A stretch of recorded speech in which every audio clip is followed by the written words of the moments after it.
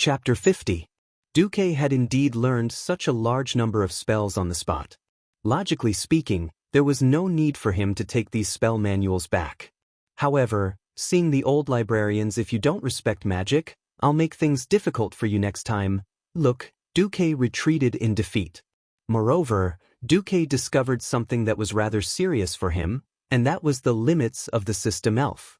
As it turned out, the system elf was a thing of the scientific side. For magic that could be explained by science, the system elf was at the level of a god. For example, ice and fire magic, the system elf could not only help Duque learn spells in an instant, but it could also immediately derive a large number of metamagic abilities, increasing the power of magic in all aspects. Some categories that did not feel scientific, or were in a direction that Duque was unfamiliar with, such as the enchantment spell, hypnosis, was deemed unable to identify by the system. As for the divination spell, which allowed the user to understand what the other party was saying, but could not read or write, language proficiency, the system's feedback was not in line with the principles of translation, unable to identify. The most special spell, necromancy, was directly told by the system that it could not be used due to the lack of unknown conditions. Duque could only carry a large pile of spell manuals back to the dormitory that the academy had arranged for him and slowly study them by himself. Basically, he had memorized all the spells. It was not that he could not use them, but it lacked the amazing feeling of mastering them on the first try. Duque knew that he was being too demanding.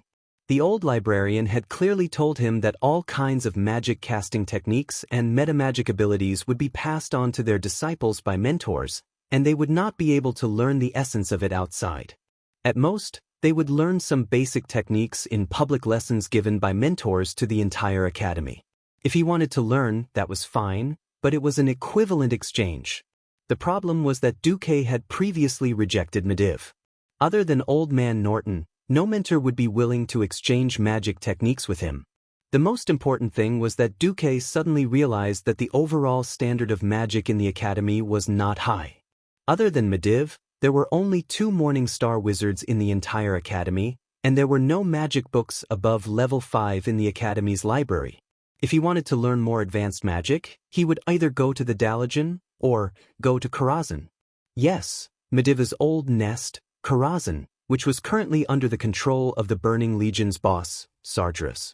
As a guardian, as well as the son and successor of the previous guardian, Aegwin, Mediv had a private mage tower in Karazhan. The southern part of the Elven Forest was the Twilight Forest, and the southeastern part of the Twilight Forest was the Headwind Path. Karazhan was located in the Headwind Path. That place was equivalent to Mediv's fief, and outsiders were forbidden from entering. If Duque had been willing to be Mediv's disciple, he would have been able to enter. But at the same time, it was very likely that he would have been swallowed whole. This is the upper limit of the Storm Royal Magic Academy. How do I break through this limit? Just as Duque was feeling a little melancholy, there was a knock on the dormitory door. Who? Duque, it's me. Darnielle and Itana are here too. Come in. Duque, who was buried in the pile of books, stretched out his right hand. The arcane power in the magic circuit flowed gently, and he cast a small magic trick. Transmutation, switch. The lock of the door, which was 10 meters away, was opened by Duque. The door opened. Darnielle and Itana were a little surprised that Duque, who was supposed to open the door, was sitting so far away. Darnielle stretched his thick neck, as if he wanted to see if there was anyone else behind the door, or if Duque had hired a servant. Darnielle, it's just a switch, Itana reminded him in a small voice. Darnielle smiled and scratched his head, then strode in. Because Darnielle's body was too big, taking up 2/3 of the aisle, Itana could only follow behind like a follower. Looking up from the pile of books, Duque found that Darnielle looked relieved. What's wrong? Nothing, I just realized that you have a human side, Duque. I thought you didn't need to learn anything and could directly advance to the level of Guardian Mediv. It was Itana who laughed. Duque could only helplessly open his hands. Okay, you've come to me. Is it about Mentor Norton? Both of them nodded at the same time. My mentor just finished his research and informed us that you were back.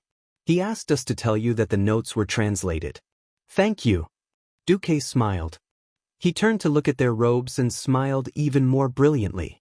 Darnielle had the symbol of 2 small books on his chest, and Aitana had 3. This was the symbol of a junior apprentice and an intermediate apprentice in the Royal Magic Academy. The level of an apprentice only reflected their aptitude. Only the number of book symbols reflected the status of an apprentice. Of course, there were those who were stuck at the higher level for a long time. Facing Duque's gaze, Aitana was embarrassed. We can't compare to you. No.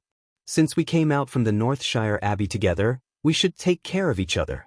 I'll go to Mentor Norton first. We'll have a good chat later. It wasn't just the straightforward Darnielle. Even Aitana could not hide the joy on her face. It couldn't be helped. Duque had been in the limelight recently. First, he killed Hogg, and then opened up the Pearl Sea route all by himself. Even their mentors hinted to them to interact more with Duque. Just like that, they followed Duque to Wizard Norton's private laboratory in the north of the academy. Only Morningstar wizards and above were allowed to build their own wizard tower within the boundaries of the academy. As a sky wizard, Old Man Norton only had a standalone house with its own courtyard as a laboratory. As if sensing Duque's arrival, the door to the courtyard automatically opened to the left and right. The stairs that should have led to the main entrance of the hall on the first floor suddenly bulged upwards, turning into a staircase that led to the 3rd floor. Just as Duque stood on the first step, he suddenly heard a voice, "Stand still." In the next second, the entire staircase was like an escalator, sending Duque up to the 3rd floor. At the end of the staircase was a circular window. Just as Duque was about to reach the 3rd floor, it suddenly opened in a spiral shape. Through the bright light, Duque saw Old Norton sitting on a recliner, using a magnifying glass to look at his notes. "You're here? I heard you had a good harvest in the western wilderness. Mentor Norton, do you need funds for your research?" Old Norton waved his hand. "I'm old and have lost my motivation. I don't need those things." At this moment, Duque felt a never-before-felt lethargy from the old man. What had happened to the old man? Old Wizard Norton raised his head and looked at Duque. He suddenly laughed. "It's nothing. I just saw my limits and the possibilities you have. Even if I'm not qualified to be your mentor, I still hope that you can accept my inheritance." Chapter 51. Duque was stunned. The breath that he exhaled from his nose and mouth was full of surprise. The old man looked at Duque, his seemingly old and muddy eyes gleaming with wisdom. The furnishings in the room were very simple. Soft beige walls, 2 comfortable armchairs, and a low coffee table. That was everything. It was so simple that it was impossible to find anything else to distract his attention from the other party. After a short moment of surprise, Duque looked at the old mage who gave him a chance and a new start in the world of Azeroth. It was a very complicated look. There was the disappointment of giving up, but there was also the hope of placing his hopes on someone else. In the old man's face, Duque seemed to see the last wish of an old man who was obsessed with magic and struggled for his whole life but did not achieve much. Duque could not bear to reject the hope of this old man who was at the end of his life and finally nodded. "If you agree, I'll call you teacher from now on." Old Man Norton felt like he was struck by lightning. His whole body trembled as if his ears were not working well and he was hearing things. His eyes widened in disbelief. What?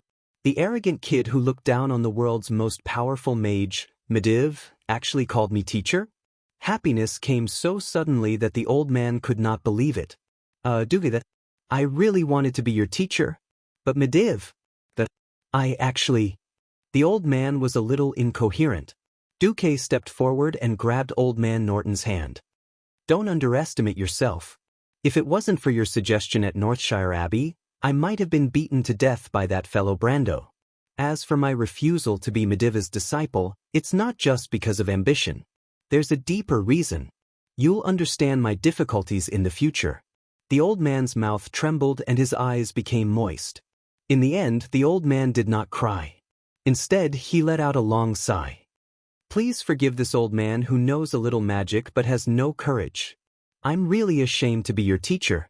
If I want to be your teacher, I should use my body to be your safe haven. At that moment, I didn't stand up. I knew that I would never have the chance to be your teacher. However, I will be honored to be your guide into the Hall of Magic. Seeing that the old man had made up his mind, Duque could only nod. A teacher and a guide were two completely different concepts. But that was all they could do. Old Norton immediately put on a stern face. He took out the High Elf Mage Apprentice Handbook, with one hand and a translation that he had written himself. I've carefully studied this beginner's handbook for a long time, and I found that for the past 1,000 years, mankind's research in the field of magic has actually taken a detour. Detour? Yes. Traditional magic training was nothing more than teaching talented kids a lot of magic knowledge and letting them communicate with the magic energy in the elemental realm or other alien worlds. Then, they would guide the magic energy into their own bodies through meditation to transform themselves and form magic circuits. After that, they would train day after day, making the magic circuits thick and strong. At this point, the old man pointed at the elven language on the handbook and suddenly spat. This is indeed the safest way to train. 1,000 years ago, when humans had no contact with magic, this method was indeed the safest and most secure way to train. But the cunning elves left something up their sleeves. Left something up their sleeves? Duque pricked up his ears. Left something up their sleeves?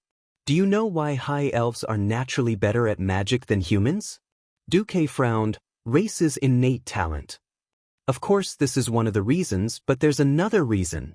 The Sunwell. Duque immediately realized something. You mean, yes. Actually, for a good seedling with a strong physique, the foundation of magic can be built up quickly. No, even an acolyte with an average physique can easily rise to the level of a Morningstar wizard.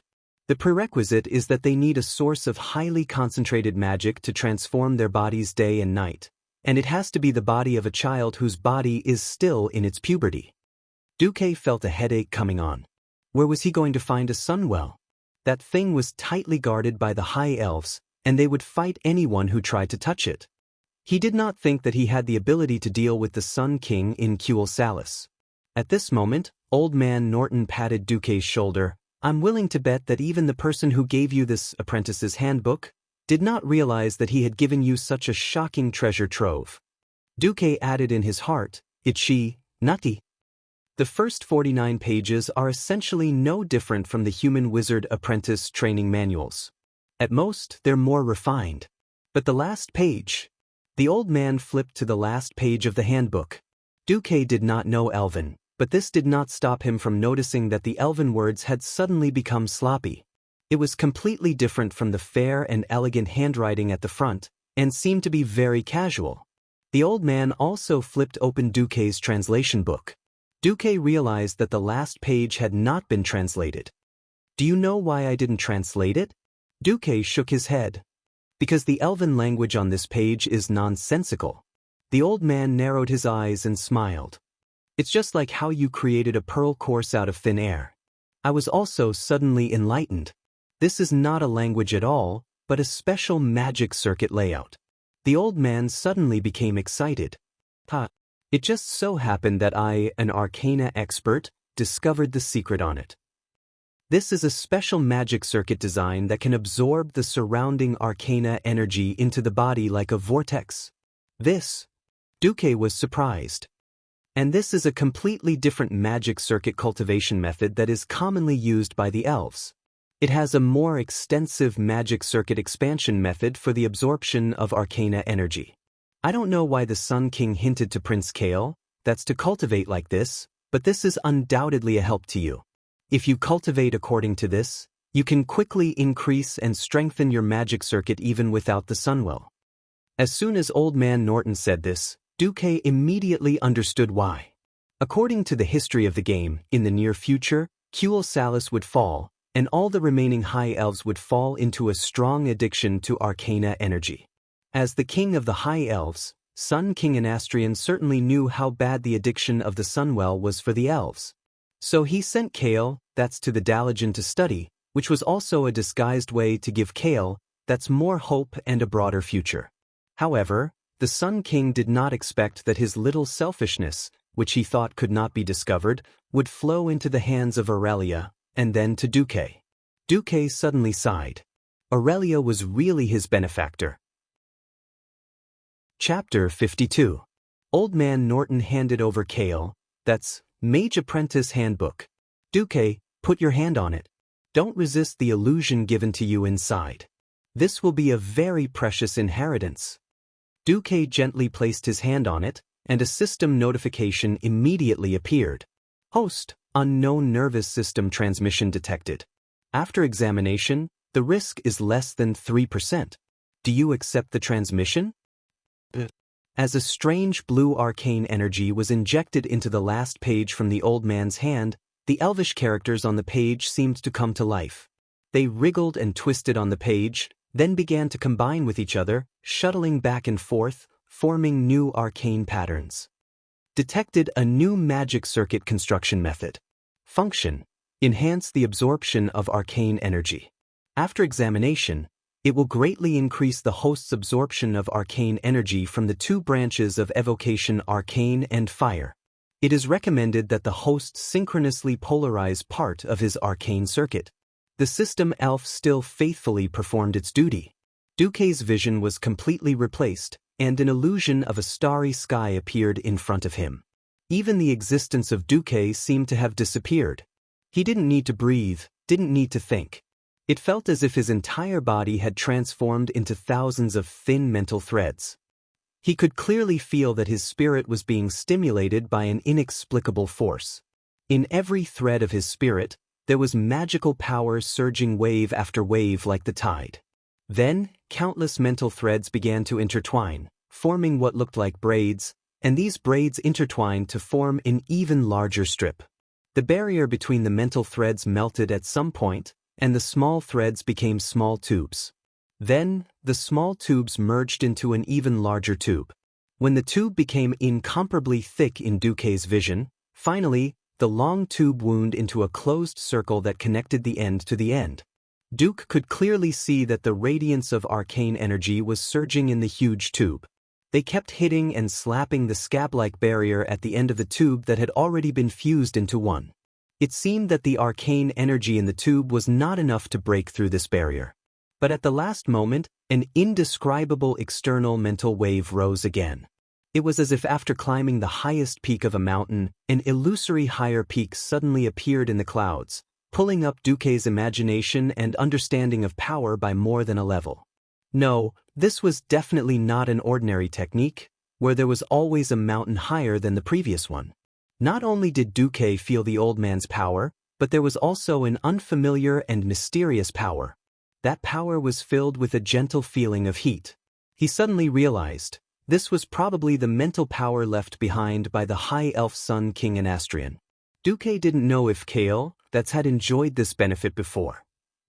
In any case, this mental power was now all for Duque's benefit. A gigantic circular magic circuit model appeared in his spiritual sea. At this moment, Duque's body was like a 3D printer, perfectly replicating himself according to the model, like a projection. One dot, one line, one side, one three-dimensional, slowly projected, slowly shaped. Duque could see that this was no longer a simple magic circuit.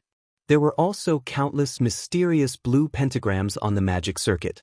After these symbols took shape, they began to absorb the free arcane energy in the surrounding air like the suckers of an octopus. The colorful light spots were filtered by the pentagrams on the circuit and then entered the circuit. They were already pure arcane energy. Although the light spots that were absorbed were like thin soap bubbles, they were indeed increasing the total amount of arcane energy in the circuit. Not only did it increase the energy, but it also strengthened the pulse in the circuit. Unlike the blood vessels in the human body that simply bore the burden of blood, the arcane energy that flowed at a high speed was actually quietly expanding the width of the circuit, making it wider and the walls of the circuit more elastic and thicker. In his trance, Duque seemed to hear the voice of Old Man Norton.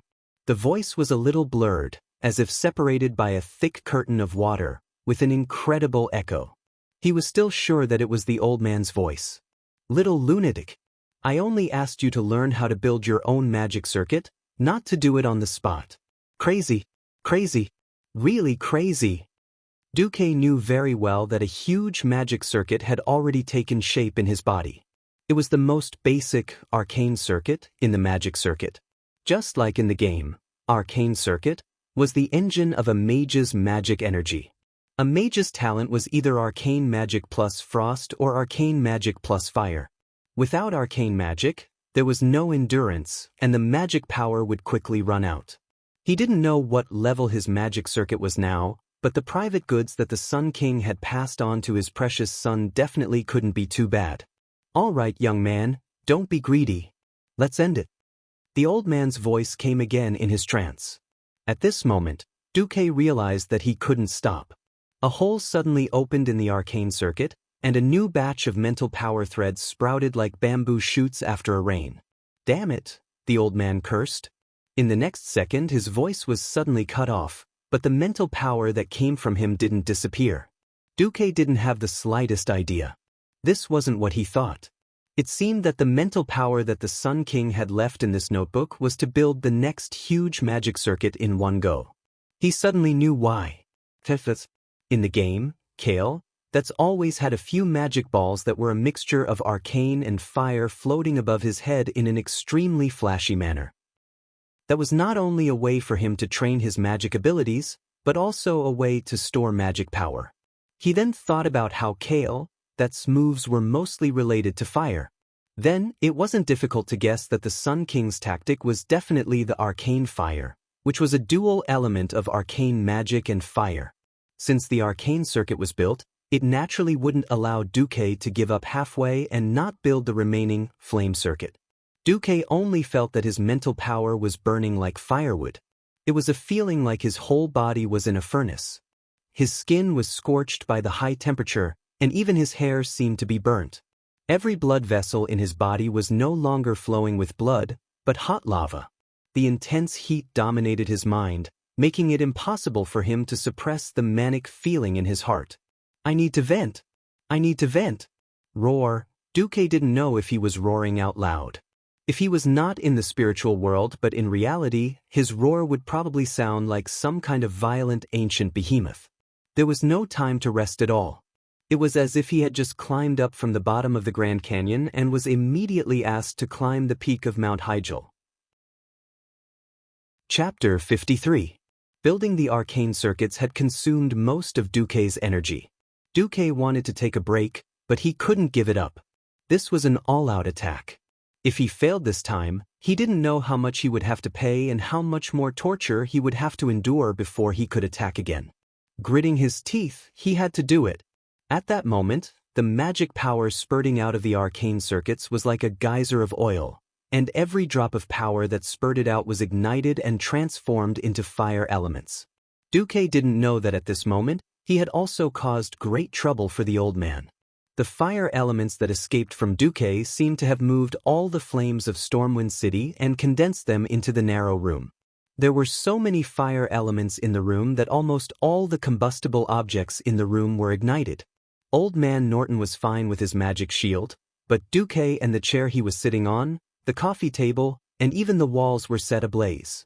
Unable to withstand the high temperature and pressure of the fire elements, all the glass windows in the room exploded instantly. Huge tongues of fire first rose into the air, and then countless fire elements poured down from the windows as if they had turned into liquid. There were as many waterfalls of fire as there were windows. The waterfalls of fire were like water, hitting the grass and instantly turning it into coke. A large amount of fire elements exploded, turning into huge misty fireballs. The fireballs exploded when they hit solid obstacles, sputtering countless flame arrows in all directions of the yard. Ah! Itana, who was waiting outside the yard, let out a scream. Darnielle had already grabbed her the moment the window exploded, pulling her with him as he turned and ran. The torrent of flames that was more than a person's height almost burned their butts. Darnielle was so scared that he didn't even look back. He ran 2 houses away and didn't dare to stop until he was behind a mage's laboratory that had a magic shield. Flames overflowed around Old Man Norton's laboratory and spread over all the trees in the yard.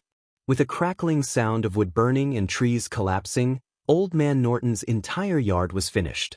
Even the 4 yards of the other mages were involved in this vortex of destruction. The only good thing was that this was the experimental area of the academy. Most mages were little princes who were courting death. Regarding the mages' explosive experiments, it could be said that the academy already had a contingency plan. Only the yard was affected. Once the waves of fire touched the buildings, brilliant magic lights immediately lit up. The magic shield on the building was activated. They withstood the impact of the waves of fire very well. As a result, the waves of flames could only continue to advance through the gaps between the buildings, carrying a large amount of debris such as wood and soil. It's a bit like squeezing toothpaste. Originally, the range of the sea of fire was only a few dozen meters. However, due to the compression, the firewall continued to push forward in all directions for more than 100 meters before it stopped. All the mages and apprentices in the Royal Magic Academy were alarmed. What the hell? Who's ascending? Such exaggerated magic fluctuations. Is it Khadgar? No, it's not him. Norton's laboratory? Could it be? While the others were discussing, Darnielle and the others did not know. Still in a state of shock, they looked at the experimental area around them that had completely changed. Their mouths were wide open, but not a single word came out. All the roads and streets were charred black. Black charcoal dust blew everywhere. Half of the stone statues on the main road of the experimental area were smoked black. Did Duque do this? Aitana was still in shock. Probably. Darnielle did not dare to be sure. As the person involved, Duque's great undertaking of shaping the magic circuit was still ongoing. He only felt a loud boom in his mind. It was as if a huge and blazing power had exploded in an area of his mind that had never been touched by his consciousness. Like a mountain exploding, the flame power that despised Duque's mind for being too small opened up a space in Duque's mind. The flames exploded, and the countless exploding fireballs were actually wrapped in a large number of fiery red threads of mental power that represented flames. They shot out from the gap in the arcane circuit. It was like a proud emperor ordering his messengers to ride in circles. Wherever the horse went, it was his territory. It was the same for the thin thread of flame spiritual power. It was actually trying to make a bigger circle than the arcana circuit. What the hell? This is simply courting death. Duque's face turned green. In his ears, the system elf's warning kept ringing. Warning! Warning! The arcane energy in the host's body is not enough to complete the construction of the flame magic circuit. At this rate, the host's energy will be drained in 3 minutes and 57 seconds. All the mental power in the host's body will be exhausted, and he will die. Not to mention the system elf, even Duque was going crazy with anxiety. Is there any alternative? It was obvious that Duque had been tricked unintentionally. When Kale, was building his own arcane fire magic circuit, his situation was definitely different from Duque's. Even if he did not have the pure magic power of the Sunwell as a backup, as the Sun King's most valued heir, he definitely had other means of supplying magic power. But this was Stormwind City, and Duque did not know if there was a ley line or a source of magic power here. If he was caught off guard, it would definitely be too late. Is there any alternative? This was the second time Duque had asked. Scanning protective measures detected, but require a password to activate. Host, do you want to enter the password now? Yes, trial, that's for me. Comparing the original handbook and translation, automatically converting the common language into High Elven. Testing password, password error, please re-enter. Sun King? Error. Sunwell? Sindorii? Sweetheart? High Elven Light? Error. Still an error. Duque was about to go crazy. He was about to be drained dry, and he still had to foolishly test the password here? Sunstrider? Ashes. Duque tried more than 100 passwords in one go, and the results were all F*King wrong. Isn't there something that automatically inputs a large number of passwords and automatically tests the correctness? Host, you're talking about a simple password with 10 numbers from 0 to 9, A to Z, and all the symbols on the keyboard. The system can try to use high-speed password changing methods to hit this kind of password. But this is a password, and it's impossible to activate the protection program if you can't say the correct password. Yes, it seems that there must be a corresponding tone. F***CK. Do I still have to rely on the Sunwell? With his life hanging by a thread, Duque could not help but curse. F***CK. Do I still have to rely on the Sunwell? Congratulations, host, the password is correct. Duque's face was full of embarrassment. Chapter 54. Duque suddenly understood why. For the Sun King, if Kale, who was tall, rich, and handsome, could not create 2 magic circuits of arcane fire in one go despite being so well prepared, it could only mean that Kale, was useless, or that the idea of not using the Sunwell to construct a general magic circuit was not feasible. In a rage, it was only natural that the Sun King would say such a command. However, after the protective measures were triggered, Duque felt a headache coming on. Most of the time, flames were not gentle things. The Sun King's arcane fire represented not only brilliance, but also destruction and dominance. Of course, Duque hoped that with a shake of his body, the tortoise, the tyrannical aura of a king would erupt, and the power of heaven and earth would submit to him. However, the reality was, oh my God, the flame circuit was making a cameo appearance as a robber. If the main body was not enough, he would make up for it by robbing. There was no room for Duque and the system elf to refute at all. The flame circuit turned into the most ruthless robber. Countless tiny flame spiritual lines extended from the circuit and spread in all directions at high speed, rushing towards all places with magic energy. Duque almost spat out a mouthful of blood. If he did not rob it, he would die. If he robbed it, he would at most slowly wipe his ass later. Duque gritted his teeth. Either he did not rob it, or he would rob the biggest one. Seeing how fierce the flame circuit was, how could an ordinary source of magic satisfy it? He knew very well that the homes of the little mages around him were like bank counters without much money, so Duque simply instructed it to extend its evil hand to the most valuable treasury in Duque's eyes. Mediva's Mage Tower. That's right, Mediva's real nest was indeed in Karazhan. However, as the court mage of Stormwind, Mediv also had a mage tower in Stormwind City as a foothold. Mediv was evil. Mediv was the boss. Defeat the boss and distribute the equipment. Wasn't that fair and just? Unknowingly, Duque was already a little crazy. He was completely unaware that he was in a state of lacking moral integrity. The side effect of lowering his moral bottom line had already affected him imperceptibly. Trespassing into another mage's mage tower without permission was equivalent to declaring war on that mage. I don't care. Taking the Sun King's magic circuit secret book was already a bad deal. He was still in the midst of cultivation, yet he was attacking Mediva's Magus Tower? Ignore. If Sargeras, the king of demons, really put aside his pride and refused to let Mediv be a good role model of a righteous elder, and refused to forgive Duque magnanimously, then Mediv, whose wizard tower was attacked, had every reason to kill Duque. So what does it have to do with me? As if possessed, Duque let the flame circuit attack Mediva's mage tower, which was 50 meters away. However, fate seemed to have played a joke on Duque. Originally, Duque was prepared to snatch it openly. At most, he would just change his face and run away. Who would have thought that the thin thread of spiritual power from his flame circuit would actually circle around Mediva's mage tower and leave? Furthermore, it had silently returned with a belly full of fat. It didn't trigger any of the mage tower's magic seals at all. What was going on? After calming down, Duque's curiosity was about to explode. The system elf said, "Host. After testing, the flame circuit has triggered the resonance of 38 magic jades and 112 magic yellow crystals. These magic gems seem to actively provide energy to the flame circuit without triggering the mage tower's magic protection." Duque was dumbfounded. Damn, that works. Duque knew that magic gem study was a unique subject in the world of Azeroth. Mages liked to store their excess magic power in a series of special gems that could store magic power. This was so that they could absorb the magic power from the gems at critical times and save their lives.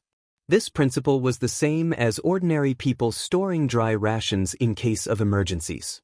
The magic power stored in the gems would also slowly decay over time. This was a very long process, usually a few months. High-quality gems could store most of the magic power for years without dissipating. Host, after scanning, these gems seemed to have elvish carvings on them. Duque understood. The Sun King? No, this should be a backdoor that the entire elven race had secretly left for their own people. If humans fell out with the elves at critical times, that would be terrible. Well, at least now there would be no evidence of him stealing all the magic rations stored in Mediv.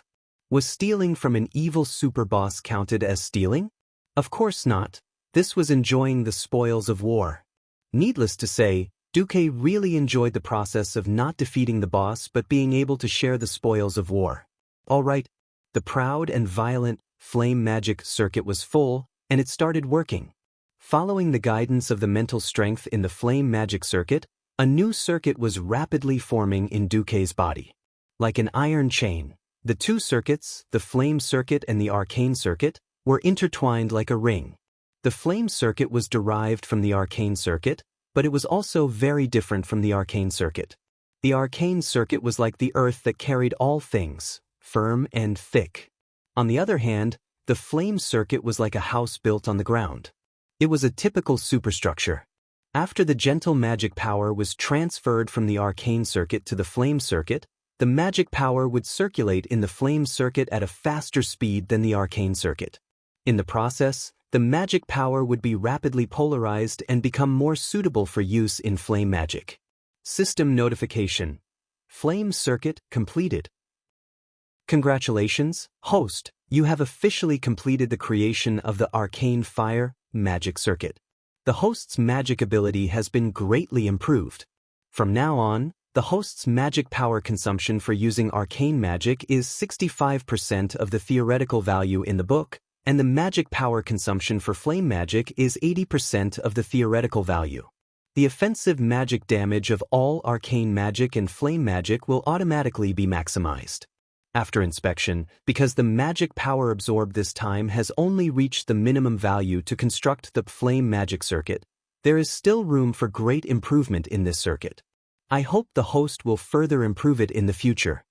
Because the host can now automatically absorb the free arcane magic and flame energy within a radius of 30 meters around the host, the simple formula for calculating the magic power is no longer applicable.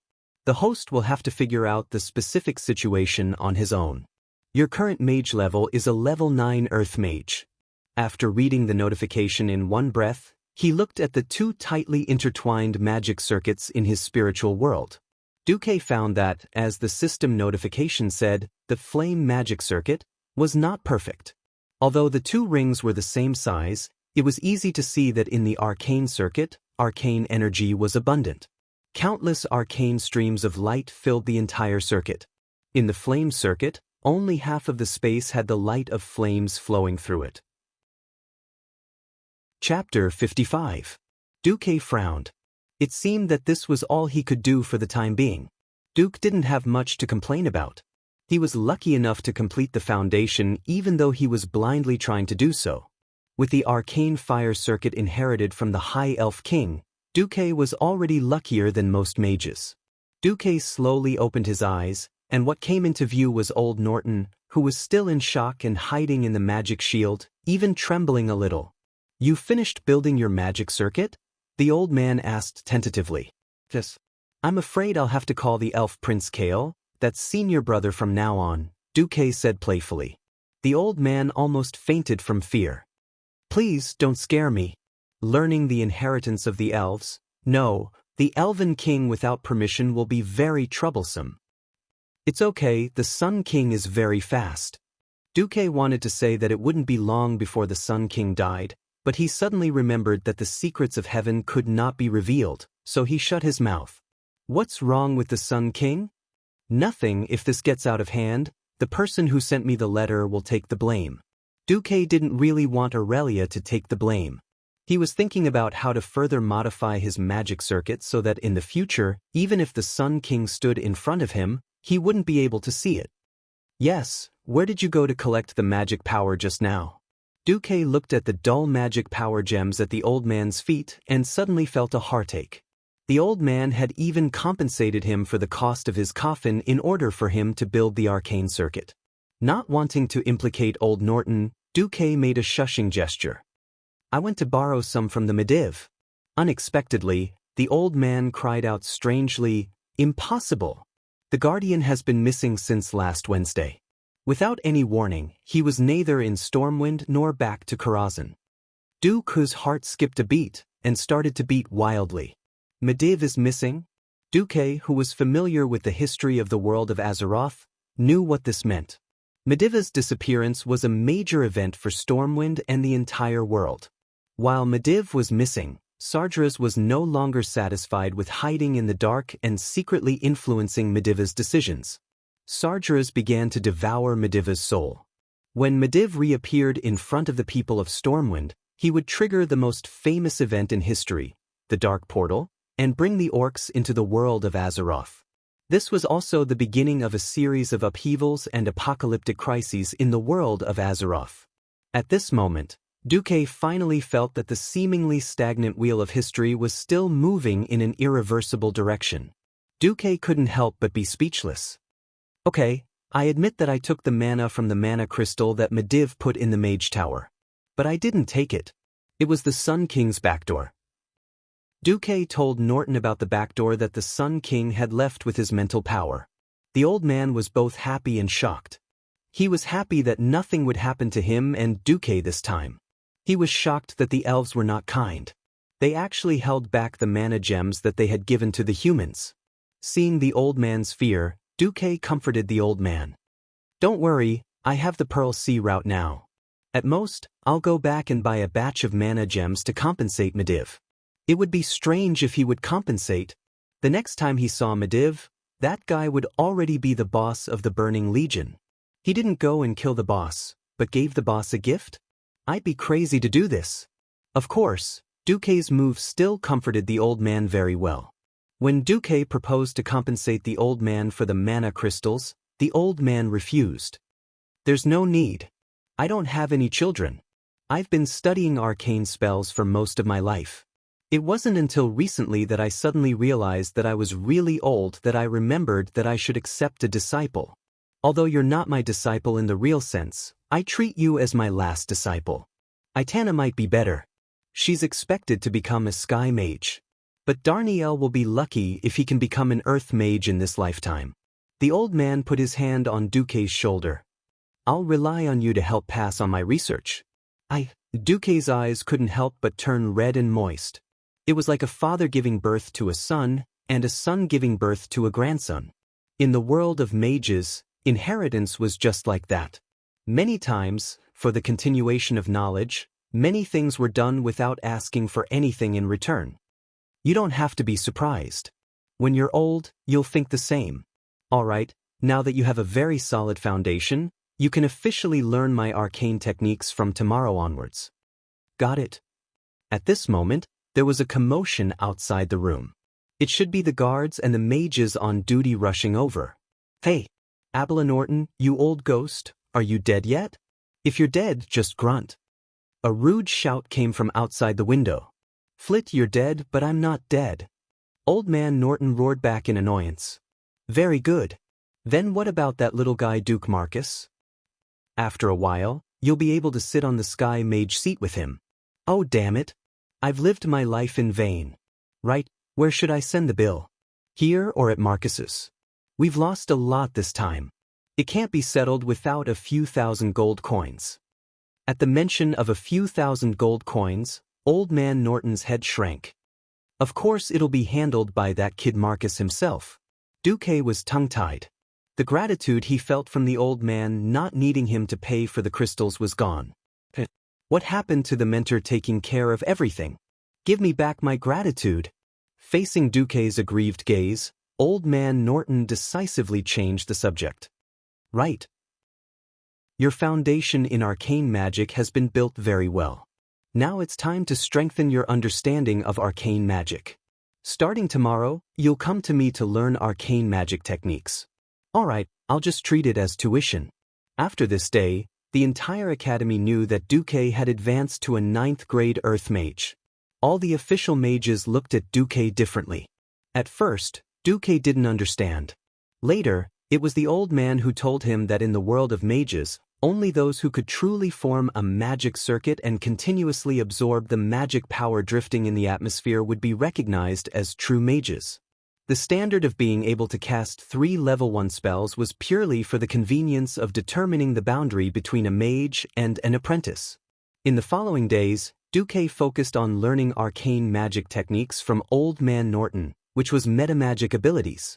It was different from the kind of special effects that could be obtained by simply adding points in games. In a situation where even the system elf couldn't analyze it, Duque could only be like a real apprentice, constantly using his own senses to perceive. Again and again he repeated this in constant failure and practice. The number of failures was so many that Duque couldn't remember how many times he had failed. Finally, Duque succeeded. Arcane subtlety reduces your target's resistance to all your spells. The specific effect depends on whether you can grasp the target's weakness in actual combat. Arcane focus gives you a 10% chance of entering the energy-saving spellcasting state after casting any kind of damaging spell.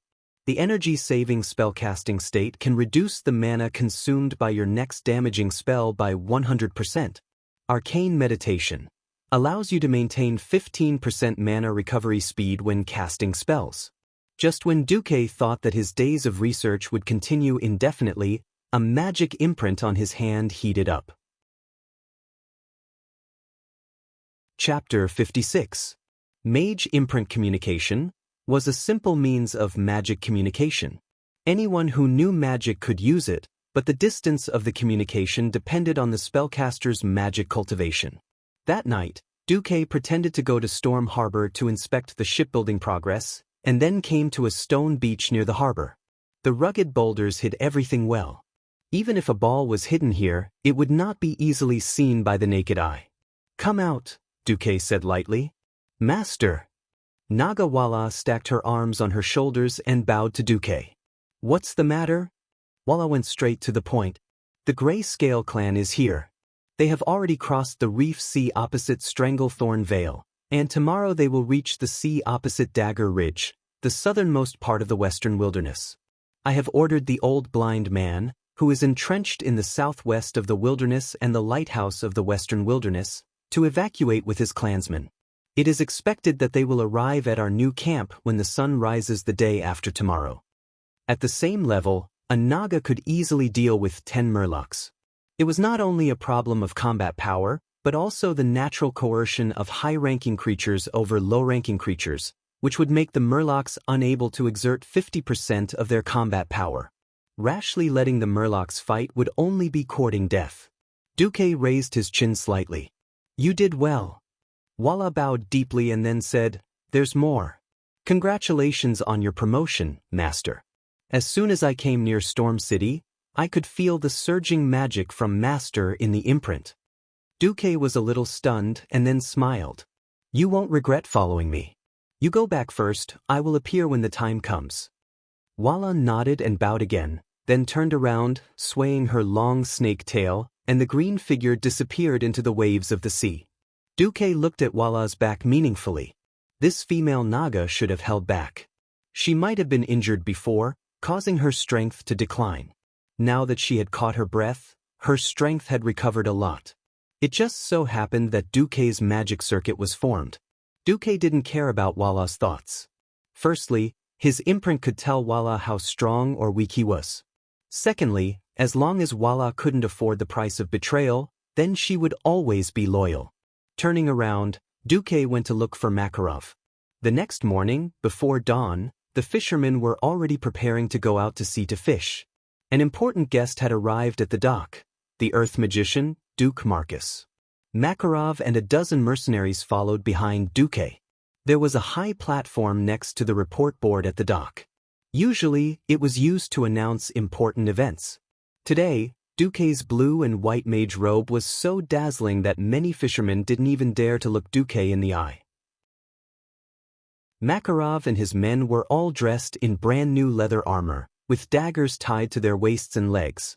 It was the typical attire for naval warfare. Duque nodded slightly. Makarov stepped forward and shouted to the fishermen, "Now, the owner of the Pearl Route, a member of the royal family's mages, the Earth magician Duke Marcus has a slightly dangerous business to do." Slightly dangerous? Big business? Looking for us fishermen? The fishermen were a little surprised, but also a little excited. The Pearl Route's cargo ships entered and left the port almost every day under their noses. Those who were hired were all newbies who didn't have a ship, but now, those fellows were paid twice the wages of ordinary sailors. Just by sailing the ship for a 2-day round trip, 1 or 2 of them had already made a fortune. There were no murlocs, no naga, no sea beasts, and they were earning a salary that the fishermen were extremely envious of. They were often reprimanded by their families for not catching up to the good times and making their first bucket of gold in the Pearl Route. The more peaceful the era, the easier it was to stimulate people's risk-taking genes. Looking at the 2 mercenaries beside Makarov carrying a large chest of gold coins, the fishermen's eyes were worth it. There was surprise but also joy. The surprise was that the fishermen's wages were definitely not worth the gold coins.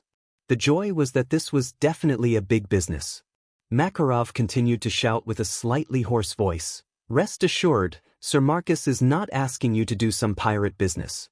Now, a group of Naga is about to attack Sir Marcus's warehouse.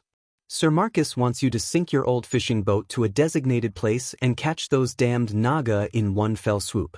In exchange, Sir Marcus will compensate you with a brand new fishing boat of the same size, or directly buy it for 500 gold coins. Every fisherman who takes the risk to sink their boat will be compensated with 2 gold coins. In the case of misfortune, it will be 10 gold coins. Everyone can get gold coins before setting sail." At this time, the bare-chested old man Jackson went on stage. "Sir Marcus has ordered an additional 40 boats from me. The money for the shipbuilding will be paid in advance. You can get any kind of fishing boat you want from me." Old Jackson's words were more convincing than Makarov's. A fisherman was tempted. He asked in a trembling voice, "We only need to sink the old fishing boat to a designated place, then swim away, and we can get a new boat and get the bounty?" "Sir Marcus will personally take care of those hateful Naga, while our mercenary group will take everyone back to Storm Port on the boat in the back." "All right, now Sir Marcus needs 10 fishing boats. Who will come?" With a great reward, there were bound to be brave men. On average, a fisherman would get 2 or 3 silver coins for a trip to the sea. Besides, was there no risk in going to the sea? Nowadays, fishermen were accompanied by danger all day long. Even in the coastal waters, there were still huge sharks, fishmen, and a mess of sea monsters. Therefore, let alone 10 gold coins, even if it was 1 gold coin, many people would still be willing. Me. I've wanted to replace that broken boat for a long time. Vara did not know what was going on in Storm City. The female Naga leader only knew that she was in big trouble. With Duque's support, she had gathered half of the fishmen clans in the western wilderness as her subordinates. Now, half of the shallow bay was filled with those noisy fishmen, no less than 2,000 of them. At a glance, such an astonishing number was enough to take down a human town. But Vara knew very well that unless Duque was here, these fishmen were a bunch of weaklings who could only fight with the wind. A male Naga with a long scar on the left side of his face, extending from his forehead to the corner of his mouth, and even blind in his left eye, came over with a huge trident with a blade wider than a human body. "High Priest, the latest news has come. This time, Grayscale has nearly 400 Nagas, and has also commanded more than 3,000 fishmen. Say no more." Chapter 57. It was another dawn. The vast surface of the sea was suffused with a blue radiance. However, if one looked carefully, they would discover that there were many strange figures swimming at high speed in the clear shallow sea. Like a school of migrating fish attracted by the intersection of cold and warm ocean currents, countless murlocs the size of trolleys began to attack a bay in the northern part of the western wilderness. The bay was not big. The crescent-shaped entrance was about 60 meters wide. Once one entered, one would enter the shallow water area with a depth of less than 2 meters. If this place was not filled with murlocs that had no sense of beauty at all, it might be a perfect beach. The huge murlocs were like a black tide, surging at the entrance of the bay, dyeing the entire outside of the bay. At the entrance of the bay, a male naga swam in. His huge snake tail swayed in the waves, supporting his majestic upper body above the water surface. Waving a trident, the strong male naga with gray scales shouted arrogantly, "Seeing that we are also from Queen Azhara, hand over the baby and the human who killed our chief warrior. The Gray Scale clan will give you a chance to put down your weapons and surrender. This is the territory of the hundred-handed death god Hugard. If the Gray Scale clan does not want to be exterminated, get lost." Vara raised his scepter high and shouted at the other party. The male naga showed a sarcastic expression. He shook his head as if he knew this would happen. His figure disappeared into the water. "Is that human so reliable?" The one-eyed male naga beside Vara could not help but ask. "No, I'm just tired of running and I don't want to surrender." Vara turned his head and looked at his most loyal subordinate with his greenish-brown eyes. He then glanced at the newly built nest. "Gennard, if the battle is not going well, take them and leave. They are our last hope." The male naga called Gennard seemed to be reluctant, but he nodded heavily in the end. "Understood." In the distance, there was a continuous sound of water splashing, like boiling water.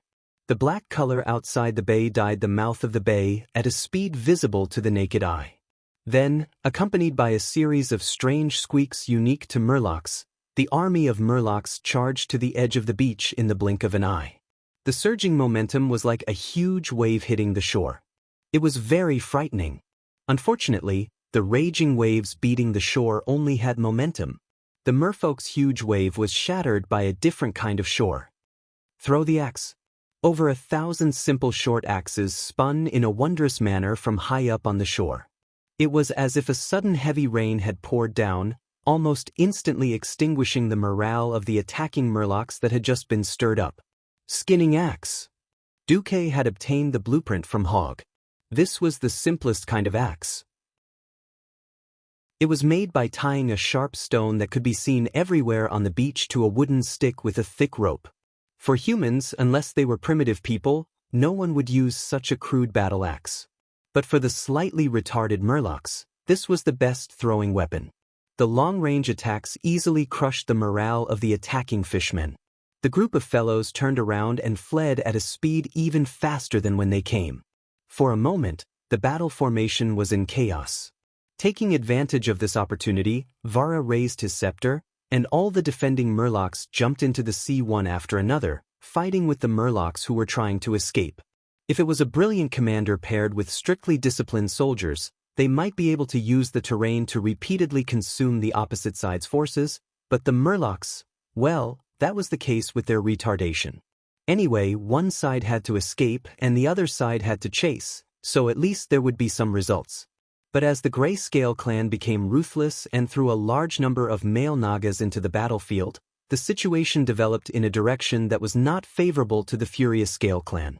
The male nagas had burly bodies comparable to trolls. When they stood up, they were easily more than 2 meters tall. Even on land, without 3 or 5 Stormwind City soldiers, they would not be able to handle them. Where there was water, they were even better at hand-to-hand combat. They waved their huge tridents, as if they were chopping melons and vegetables, easily chopping the murlocs who dared to come forward on the Furious Scale clan's side into minced meat. After a few tests, the murlocs only dared to use the skinning axe and the murloc wise's frost arrows for long-range attacks. But the effect was not great. As an aquatic race, the male naga had good ice magic resistance and extremely thick scales. Wrapped around the explosive muscles were fish scales that were comparable to armor. The murlocs' attacks could hardly hurt them at all. At this time, a female naga with gray scales all over her body appeared in the bay. "Va, I'll give you one last chance, kneel under my tail." The Naga siren who has the ability to cast spells should not die so easily. I refuse, then you can die. I will find your young females and teach them well. Ha! The Naga clan was a matriarchal clan, and the females who had the ability to cast spells were the masters. The strength of a Naga clan was often not measured by the size of the population, nor by the number of slaves, but by the number of female Naga who had the ability to cast spells. If there were not enough females in their own clan, they would rob other families' female cubs, and then cultivate them into helpers of their own clan. This was the way the Naga clan survived and expanded. Come on. Vara was furious. One of her arms held the scepter, and the other two suddenly pulled out 4 sharp scimitars from the scabbards behind her waist. Those were exquisite weapons that should not have come from the Naga clan. The cold light of the scimitars was reflected in the sparkling light, and the warriors of the Grayscale clan could not help but be stunned. Those were expensive weapons from the Iron Stove Castle's dwarf craftsmen. When Duque arrived, the battle had entered the most intense stage. More than half of the Grayscale clan had attacked the beach. On the beach, Vara was besieged by dozens of male Naga. Almost every moment, there were more than 10 tridents slashing at Vara, but Vara took advantage of the small gap between the different movements of the male Naga to fiercely counterattack. Every time when it was about to be hit, Vara's slightly slender upper body, with the support of the coiled snake-like lower body, swayed at high speed like a roly-poly doll, and dodged the fatal attacks in an instant. The scepter kept releasing chilling ice arrows, knocking down the male Naga one by one. The 4 ferocious scimitars released a continuous stream of blade light, chopping off one thick arm after another. Her movements were so fast that she even pulled out a faint afterimage. She was so fierce, but still could not stop the balance of victory from tipping in the Grayscale clan's favor. Because the opponent's priest had not yet made a move. At this time, a clear male voice suddenly came from the mouth of the bay. I heard that you can farm monsters here. Chapter 58. Outside the bay, more than a dozen fishing boats rode the rising tide and rushed towards the mouth of the bay at high speed.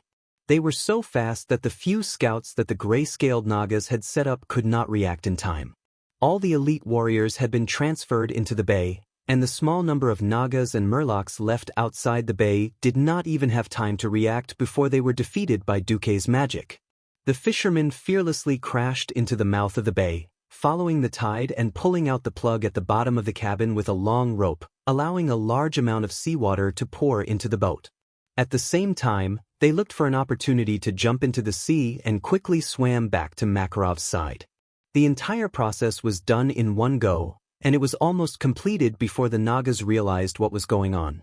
When more than a dozen boats completely blocked the mouth of the bay, Duque stood at the top of the largest boat and made that extremely pretentious declaration.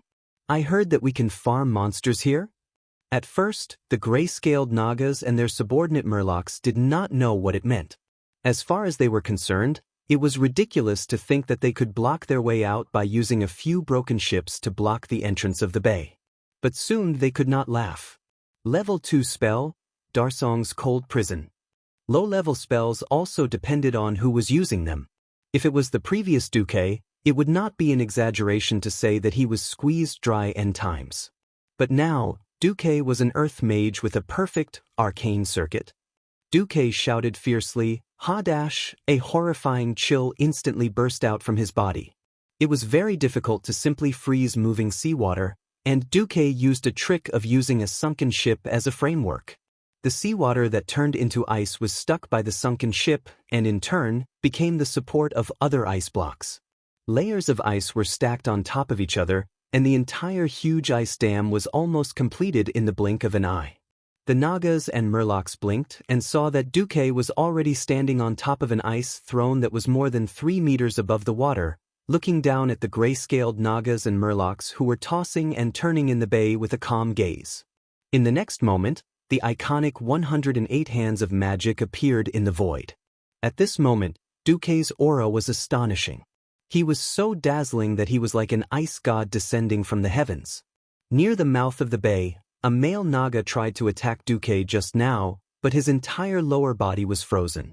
He let out bursts of low wails, and the 3 arms that could still move were desperately slapping the ice. Noisy! Duque raised his eyebrows coldly. One of the hands of magic in the void suddenly extended its index finger, and a maximized arcane missile accurately pierced through the male Naga's mouth and the back of its head, splashing out an arrow of blood. Naga let out the last whimper of its life. Its tall and majestic body swayed, then fell back onto the ice. There was silence on the battlefield. Everyone who witnessed this scene seemed to have forgotten about time and everything in the outside world. Makarov and the other mercenaries and fishermen subconsciously stopped what they were doing.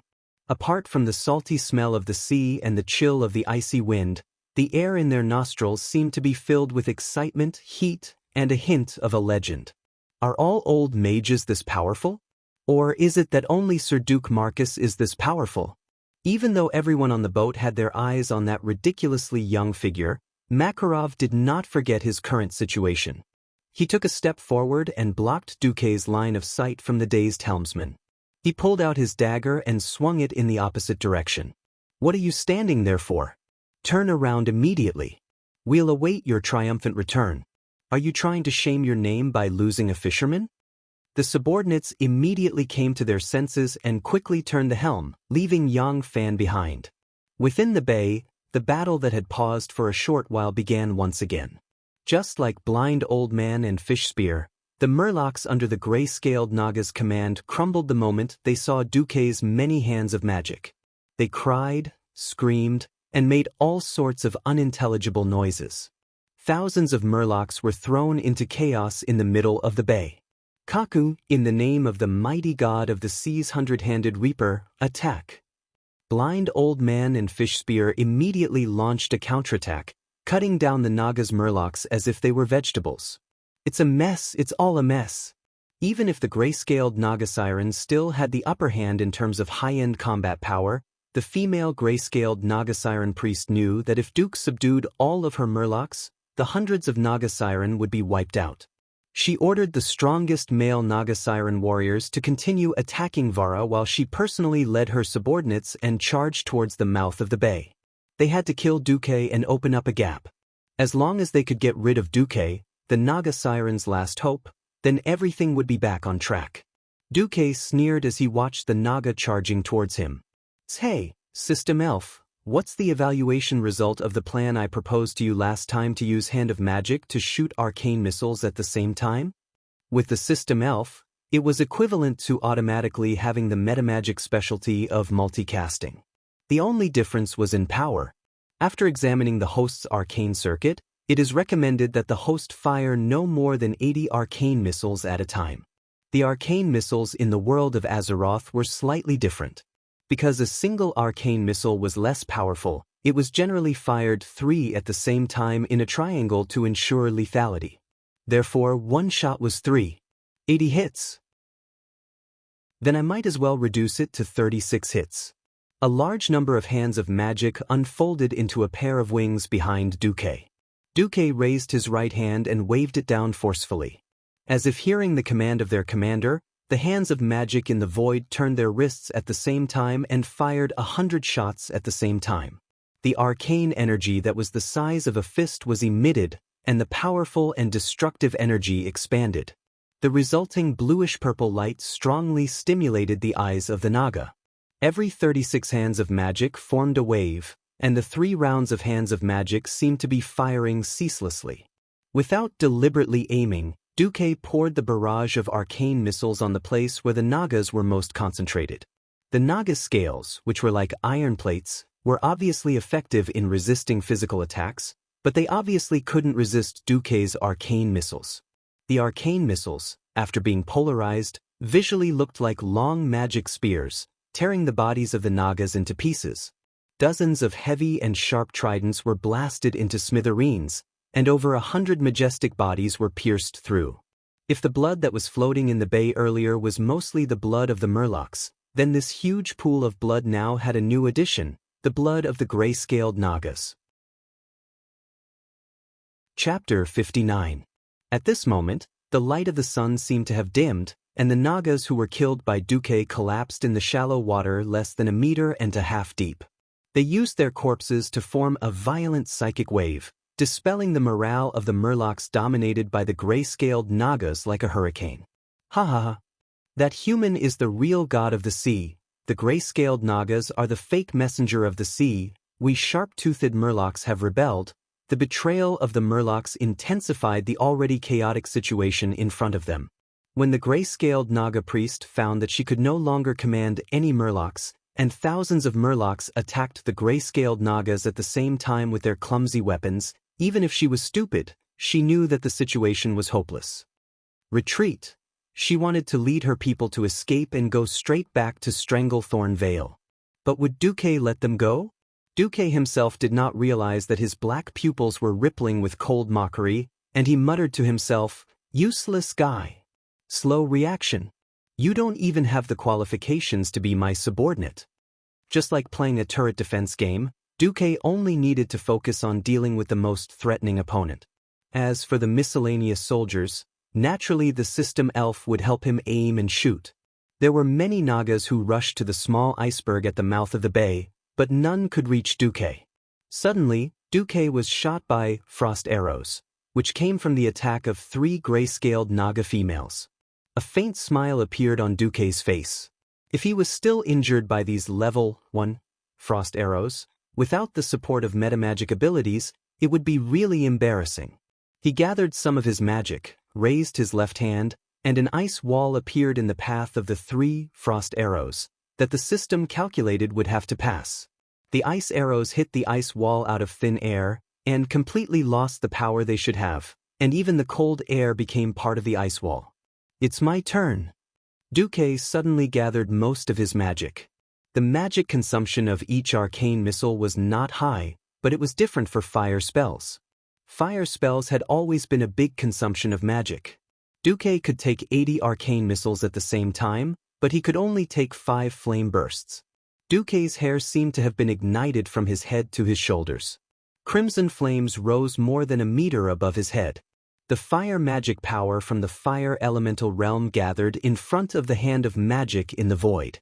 Seeing the 5 huge fireballs suspended in the air, the faces of the gray-scaled Naga Siren priests turned pale. They screamed and raised their magic shields. Even the most loyal male Naga Siren used his huge body to block between Duque and the Naga Siren priests, trying to defend their leader with their lives. So what? Under the command of the system elf, purplish-blue arcane missiles descended from the sky, all of them concentrated in one area. In the blink of an eye, the shooting line between Duque and the gray-scaled Naga Siren priest was cleared. No! The Naga leader screamed and twisted her snake waist in the shallow water, trying to avoid the attack of Flame Blast. Duque laughed loudly, and a huge fireball smashed down. Watch my 5 fireballs divine sect. The Naga Siren priest's speed was not slow. From the time she started to move to the time the fireball hit, she had already moved 4 meters away from her original position. However, Arcane Fire Circuit not only gave Duque abundant arcane and fire magic power, but also gave him more precise magic control ability. The high-speed fireball actually made an unscientific turn in the air, drawing a clear arc in the void. Vara, who was still in the middle of a bloody battle, was dumbfounded. He almost forgot about the battle around him. The gray-scaled Naga Siren priest struggled to swim a few steps, and was hit in the face by a flame blast. The magic shield saved her life, allowing her to escape the fate of being the first to be killed. However, this only extended her life for a little longer. After the first hit, she was marked with a must-hit label. No matter how she struggled, moved, and resisted, she was still hit by the 2nd, 3rd, 4th, and 5th flame blast. The 2nd one charred her whole body. The 3rd one blew up several of her arms. The 4th one blew her waist into 2 pieces. The 5th one was actually already a corpse. Under the gaze of thousands of Murlocs and hundreds of Nagas, the dignified gray-scaled Naga Siren leader and clan high priest was killed by Duque's fire magic in the shallow water area. The intense heat even evaporated all the water around the gray-scaled Naga Siren priest in an instant, forming a temporary hole.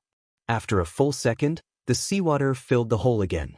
At this time, Duque's fierce and domineering voice echoed throughout the bay. Who else? Come out. Even if Duque used the human language, it did not hinder the Murlocs from understanding Duque's meaning. Duque was forcing the next challenger out. Were there any more challengers? The number 1 male Naga Siren warrior of the gray-scaled clan was cut into sashimi by Duque.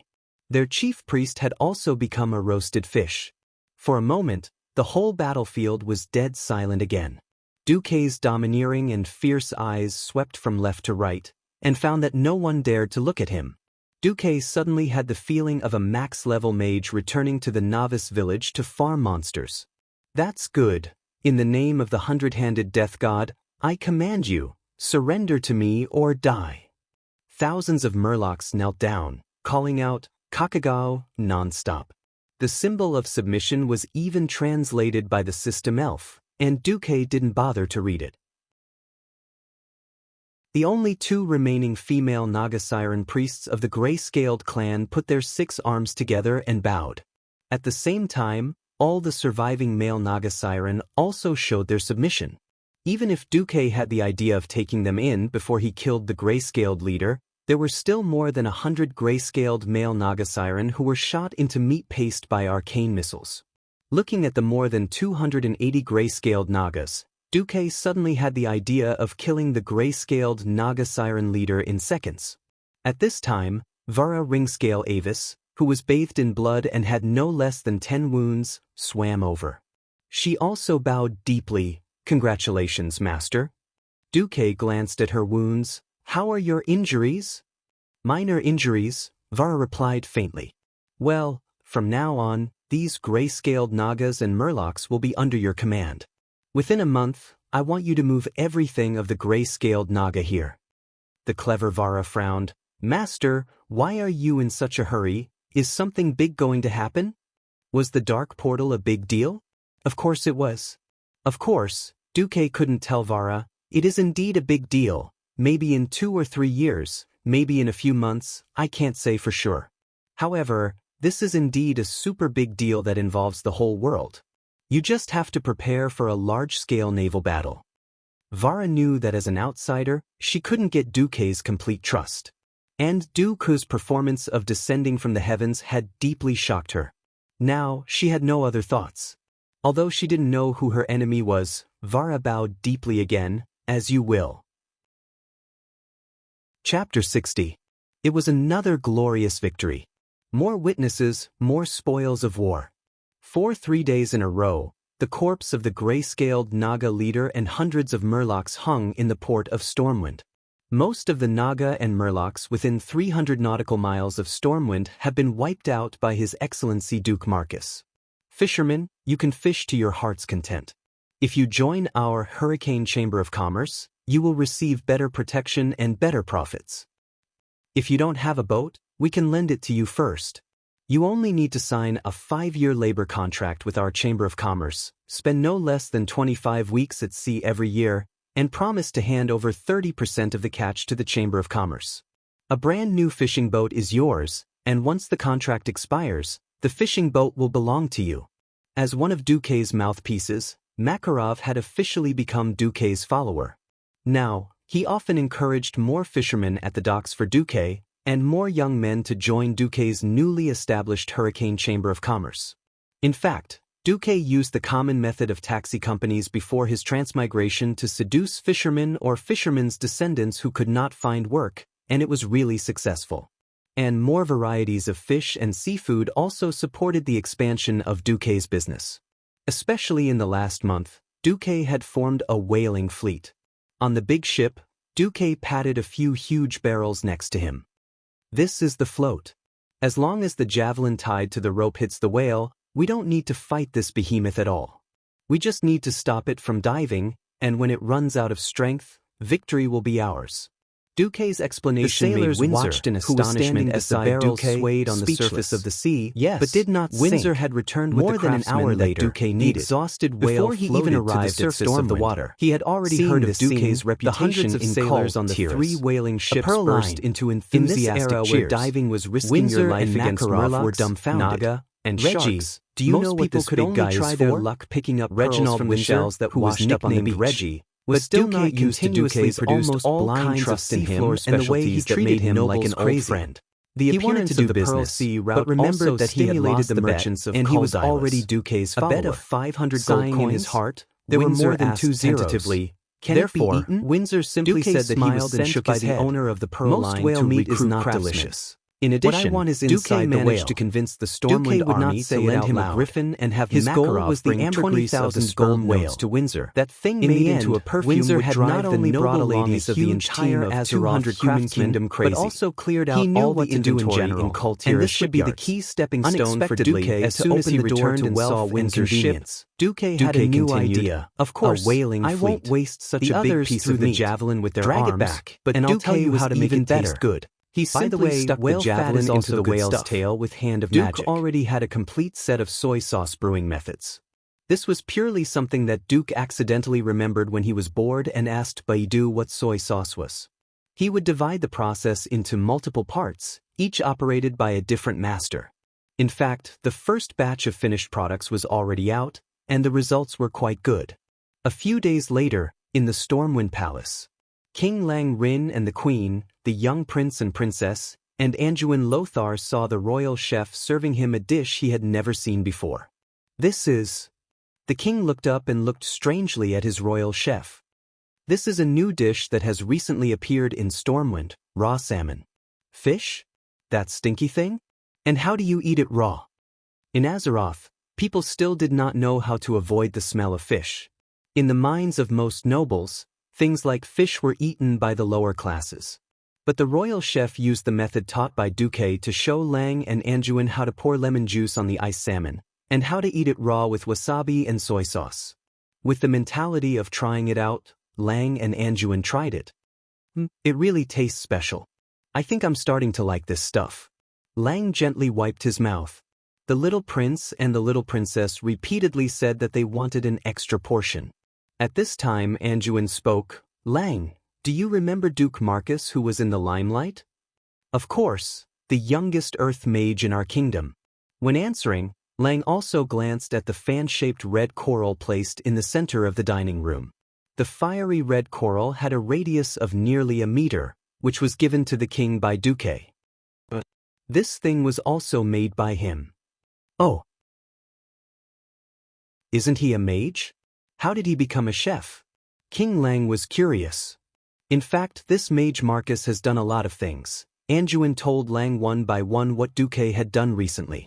From taking back the Naga and Murlocs, forming the Pearl Sea route, to expanding the fishing range of fishermen, to whaling, to making spices such as soy sauce and wasabi. The more Lang listened, the more he liked it. I like this little guy. My tax officer has mentioned him to me more than once. He pays taxes on time and in full in one go. It seems that we are going to have a good year. Unfortunately, Medivh is missing, otherwise I would have recommended this dish to him. The problem is that recently he officially submitted a report to me, hoping to form a whaling team of 200 men using javelins and cannons, and to expand a large stone pier.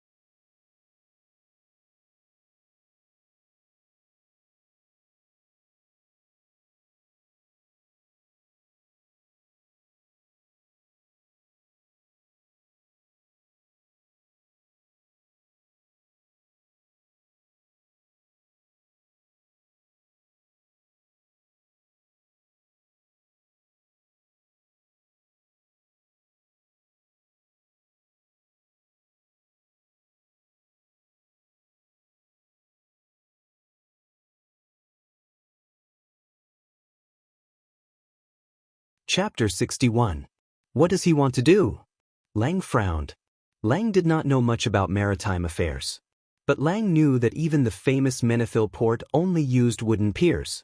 Only the kingdom of Kertiras, which had the largest navy, had a large number of ships entering and exiting the port every day, abandoned the wooden piers for the sturdier stone piers. Your Majesty, I had the same concerns as you at first. But he proved his loyalty in another way. He proposed to fully fund Stormwind to build a navy of 16 medium-sized ships in the form of a gift to you, Your Majesty. He is only responsible for funding. The ships can be ordered from Kertiras, the cannons from Ironstove Castle, and all the personnel will be provided by us. Even the training fees for the personnel will be covered by him. At this point, even though Anduin tried to explain the proposal in a neutral tone, he could not hide the excitement in his voice. The west side of Stormwind City was the sea. Stormwind had a long coastline, but it could not be used effectively for a long time. Building a navy that could defend the coastline of Stormwind was also one of Anduin's wishes. Lang was not a fool. Everything in front of him came too easily. It was too surreal. If Duque tried to build an armed fleet that could beat the navy of Stormwind, Lang would not agree no matter what. He would definitely kill Duque's plan in the cradle.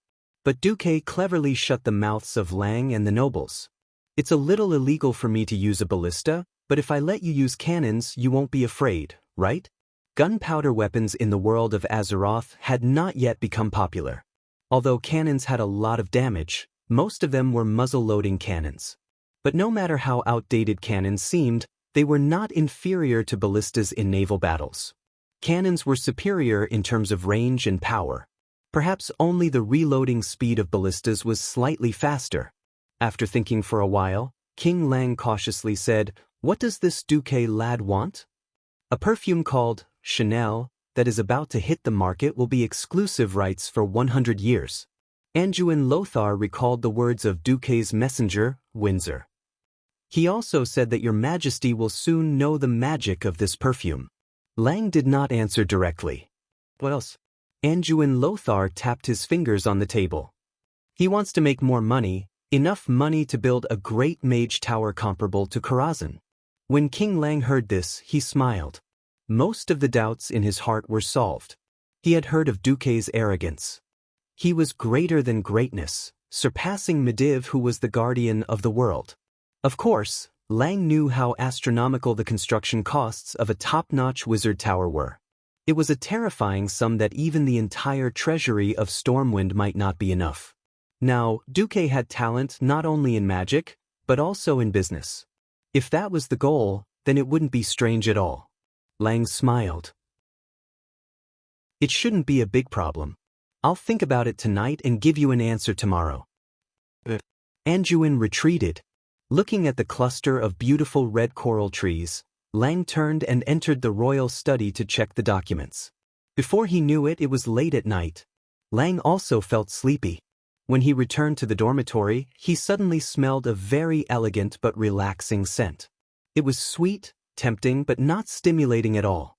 Following the scent, Lang was surprised to find that the source of the scent was actually his lover. The queen was wearing a nightgown and lying on her side on the big bed. "Oh, my queen, you're really special tonight." Lang involuntarily rushed up and hugged the queen's slender waist. He sniffed hard, and Lang suddenly felt a warmth start to burn in his lower abdomen. "This is the new perfume I just got. Do you like it?" The queen smiled sweetly. "Oh hell no, it's great." Lang immediately understood what Anduin meant when he said, "You'll soon know the magic of this perfume," during the meal. That little fellow Duque actually knew how to bribe the queen. Lang was a little jealous. "This thing will turn all men into beasts. Then come and eat me." The queen smiled coquettishly. At this moment, Lang made a decision. That night, the great King Lang had a pleasant night. The next morning, when Anduin saw the king wearing an unseasonable high-collared shirt, Anduin immediately understood that His Majesty was trying to hide the mark of passion on his neck. "Damn it! This is the first time I hate how smart you are." The king was a little dumbfounded. "Well, Your Majesty, what's your decision?" "I agree, but there's an additional condition. In exchange for my protection of his business, I need him to take out an additional sum of money to help repair the walls of Stormwind City. Your Majesty, your shrewdness has illuminated the entire kingdom. Anduin did not forget to show off his cleverness. I wonder who it is that asks me for money every few days to repair the walls? Lang pretended to be angry. Ha! The king and his minister laughed heartily in the palace. When the king's counterproposal reached Duque, not only Makarov, but even Windsor showed an indignant expression. Your Majesty, you've really opened your lion's mouth this time. Your Majesty, you're just a little rich, and yet you want your Majesty to bear the burden of so many things. Windsor spat harshly. Reggie, make a trip for me. Tell him I agree, Duque said calmly. Yes, I'll help you reject. Wait, you said you agree? Even Windsor, the loyal minister of Stormwind City, opened his mouth in shock. I have as many ways to earn money as I want, but there are some things that can't be made up for once I miss it. Duque did not explain further. From the window of the small house that Anduin gave him, he looked at the buildings of Stormwind City that rose and fell along with the mountains. This was not the first time Duque had been acting mysteriously. Makarov and Windsor, who rarely interacted with mages, thought that all mages were like this. Duque did not want to explain, because no one would believe him even if he did. Stormwind City was destroyed during the first orc invasion, and Duque had always felt that it was a pity. Because of this, there were many tragedies. It was not just this massacre, but also the tragedy of the nobles not paying for the reconstruction when Stormwind City was rebuilt. He did not know if what he was doing could change the fate of Stormwind City. But in order to make up for the regret in his heart, he tried his best to do what he could. He did not want to achieve it, but only to do it. That was why Duque was willing to be blackmailed by Lang. He was not sure if Medivh would be like history. Feeling that time was tight, Duque felt that he had to at least have a certain amount of power and authority before the Dark Portal incident. Without noble status, the only way to truly integrate into the noble circle in the corrupted world of Stormwind City was to marry a noble woman of noble status. But Duque did not have the time to play political games. Similarly, political promises were not reliable. Since that was the case, if he wanted to have the authority of a chess player in the shortest time possible, he had to find another way. Now, it was clear that Duque had succeeded. Once the news spread, Duque quickly gained a new nickname, Sea King Duque. Chapter 62. The sense of crisis in Duque's heart never disappeared. It was hard to describe what kind of situation Medivh was in. When Medivh's mind was in control, he was a kind and wise person. He did his best to protect the few highest human leaders, and he believed that the interests of the kingdom would always be above everything else.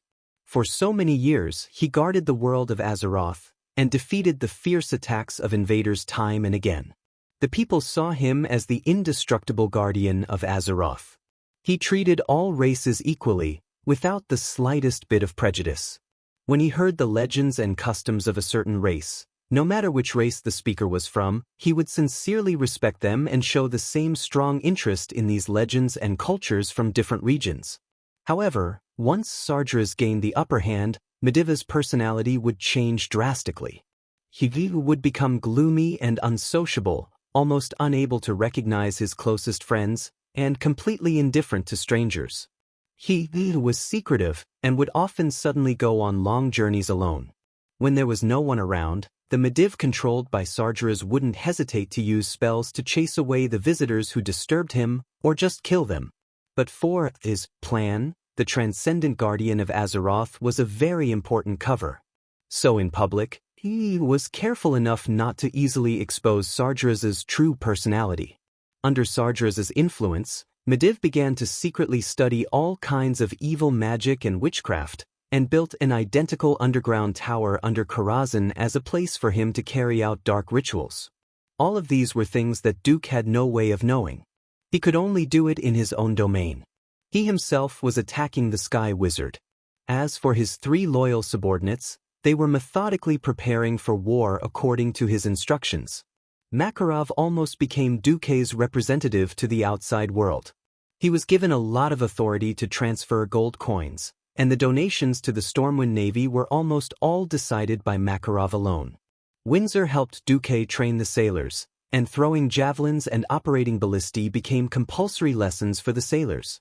On the water beside the main channel of Stormport, there were apprentice sailors sitting on small sampans all day long, practicing throwing javelins at target ships filled with straw.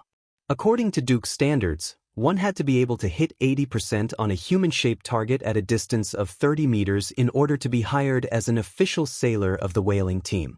As for the ballistae, they had to hit the sampans of target ships from 100 meters away to be considered qualified. This was undoubtedly a demanding requirement for the fishermen's children who had never come into contact with this field. But the high salary attracted them to join Duke's whaling fleet, no matter how hard they tried. Sea King Duque had a good reputation. The plan of the port that you submitted, all of my captains think that it is perfect. As for the design of the civil port, I will leave it to you. We are also willing to listen to your opinions on the military port. Just like that, as the designer of the new storm port, Duque was given more autonomy. First, Duque set a direction for the entire port, be it people or goods, to move clockwise. This would avoid chaos, and it would be the same if the time came. Between the military port and the civil port, Duque thoughtfully suggested to build a moat to separate the civil port for the sake of militarization and confidentiality. In addition, a large number of antlers and tall walls should be built. To the south of the military port was the civil port. All the warehouses were set between the military port and the civil port. Intentionally or unintentionally, Duque left a huge passage between the gates of Storm City and the port that could allow 100 people to walk side by side at the same time. Next to the warehouses was a 50-meter isolation belt, and then the city walls of Storm City. Inside the city walls was the newly built fish market. After all this was done, 3 months had passed. Suddenly, a new piece of news came. At the upcoming New Year's banquet, Mediv, who had suddenly returned, would attend. The other nobles around him were also very respectful towards this young noble. This was because he was the head of the Ferdragon family, one of the largest families in Stormwind. He had inherited the title of Duke at a young age, Bolvar Ferdragon. His mother, on the other hand, was a very famous noble lady in the upper echelons of the kingdom.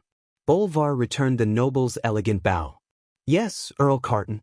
I heard that we can see this Sea King Duque today, so I came early." Earl Carton couldn't help but feel a little awkward. The Brando family was his vassal, but he quickly changed the topic and talked about something else. Unfortunately, all the big topics in Stormwind recently revolved around one person, Duke Marcus. "I heard that King Rin and Lothar agreed to let Duke Marcus come to the banquet in his own special carriage. I'd like to see what kind of carriage it is."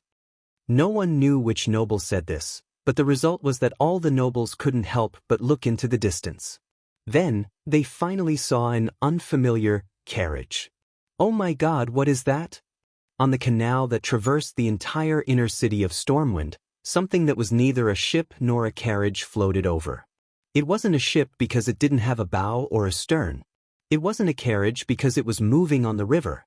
If one had to say what it looked like, it was more like a palanquin. This was because it was supported by 4 huge male Nagas. On a normal day, such a strange carriage would have been attacked by Stormwind City's guards. But today, no one would attack them. This was because the carriage was also engraved with a coat of arms. It was imprinted with arcane magic, so it couldn't be counterfeited. The outer ring was a purple circle, and in the middle was a spiral lightning symbol that symbolized arcane magic. The rich arcane light showed that the owner of the carriage was sitting in the carriage. This was the coat of arms of the Royal Magic Academy's esteemed old wizard, Norton. Next to this coat of arms was a coat of arms that the nobles had never seen before. The pattern was very simple. It was a blue storm that looked like a tornado. It was carried by 4 majestic Nagas, and at the front sat a coachman wearing the standard Stormwind apprentice knight uniform. This strange carriage followed the canal and arrived in front of Stormwind Stronghold. On the small dock of the stronghold, the Nagas swayed their huge snake tails and proudly carried the carriage to the long red carpet in the stronghold's reception hall. Stormwind City's guards stood on both sides without any special expression. It was obvious that they had been informed early in the morning. Some people recognized that the coachman was the slightly famous knight candidate, Reginald Windsor. The carriage was put down gently. Windsor jumped down nimbly and opened the door. Chapter 64. The reaction of the royal guards of Stormwind City was a benchmark after the blue-purple arcane light and the flowing light ribbons filled with runes floated away. As the royal guards who had witnessed Mediva's magnificent appearance countless times, they did not move at first, but in the next moment, at least 10 guards chose to hold their spears horizontally at high speed. The steel spears in their hands that were more than 2 meters long were never just for decoration. But halfway through their stances, they clearly showed signs of hesitation. Every guard recognized that it was indeed Mediv, but they all had doubts. Under that face that they had seen many times, was it really the same soul? In the past, no matter how strong Mediv was, he always had a modest, kind, and comforting face. Some people even suspected that he was not a powerful mage, but an artist. Now, his chin was slightly raised, his gaze as sharp as a knife. With a fierce arrogance, he swept his gaze around with the aura of a king. Unlike the blue and white mage robe that symbolized the glory of court mages that he often attended formal occasions, today he wore a cloak made of soft black feathers, a very casual mage robe made of velvet. His hair was not properly combed, and it looked a bit like a chicken nest. Most importantly, there was not a single emblem of Stormwind on him. This was the most important New Year's banquet for the upper nobles of the kingdom. On this occasion where etiquette was the most important, as the closest comrade of King Lang, the highest existence in the field of magic in the kingdom, Mediv actually did not give face and did not even bring anything to show his status as a court mage of Stormwind. Not just the guards, but even the nobles were stunned. No matter how arrogant they were, they would not forget that the reason they could live such a comfortable life was inseparable from the protection of Mediv. In the north, Kuel Salis, Alterac and other areas all had the presence of troll clans. It should be said that most countries had the existence of organized foreign enemies. Only Stormwind was the most comfortable. This was largely because of the existence of Mediv. What the hell was Mediv doing now? For a moment, the atmosphere at the scene froze. Mediv did not care about the gazes of the nobles and guards at all. He, or rather Sargeras, looked with interest at Duque not far away. "Hey, didn't expect to see you here." Duque's eyelids twitched. He saw the words in the system prompt. "You have received deep attention from Mediv, who is completely controlled by Sargeras." He bowed to Sargeras and said in a clear voice, "I didn't expect to see you here either, respected guardian. I heard that you were missing. During the time you were traveling alone, everyone was worried about you. Although it feels like you're a different person when we meet again, it doesn't matter. The Guardian's health is the guarantee of the kingdom and even the world of Azeroth." Sargeras was amused by Duke's words, which were neither servile nor overbearing, but seemed to have a hidden meaning to them. He cast his gaze on the Nagas beside Duque's carriage. Facing Sargeras's aggressive gaze, the 4 majestic Nagas trembled involuntarily, with deep fear in their eyes. They didn't know that this fear from their souls was because their ancestors, a group of elves with the High Elf Queen Azhara as the core, had been loyal to Sargeras. Sargeras didn't care about the Nagas, who were weak and incompetent in his eyes. He smiled and pointed at Duque. "Only power is eternal. It's meaningless to rely on these beast-like monsters to fight for the so-called Sea King title. As for the Nagas, I can destroy them all with one finger." Duque's hard work in the past 6 months was belittled, but Duque wasn't angry. He said pointedly, "There is nothing on this land that you can't destroy." As soon as this was said, even the nobles gasped. Duque really dared to say that? Was he accusing Mediv, the guardian of the world, of being the most terrifying existence? There were also a few nobles who were gloating. They had had enough of Duque's glory, and had enough of not being able to deal with Duque, who was under the triple protection of Lang, Lothar, and Mediv. This made them see the priceless pearl route, but they couldn't touch it. Now Duque actually had a conflict with Mediv? Good news. Great news. Unexpectedly, Mediv wasn't angry at all. He seemed to be in a good mood because of Duque's words. "Ha! Kid, you'll know one day that only power is eternal. Ha!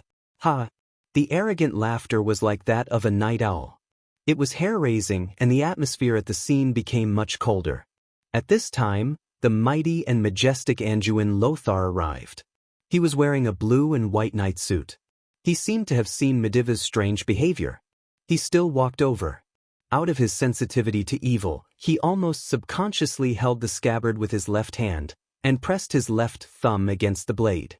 This was a completely unconscious action, but it was noticed by many observant people. "Medivh?" Anduin said in a probing tone. "Yo, my old friend." Medivh, who was controlled by Sargeras, had a slightly mocking expression on his face. Immediately after, he put on a warm expression and opened his arms.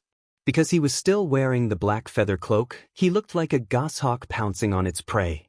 Anduin resisted the strange and ominous intuition in his heart, and his body stiffly accepted the hug of Medivh.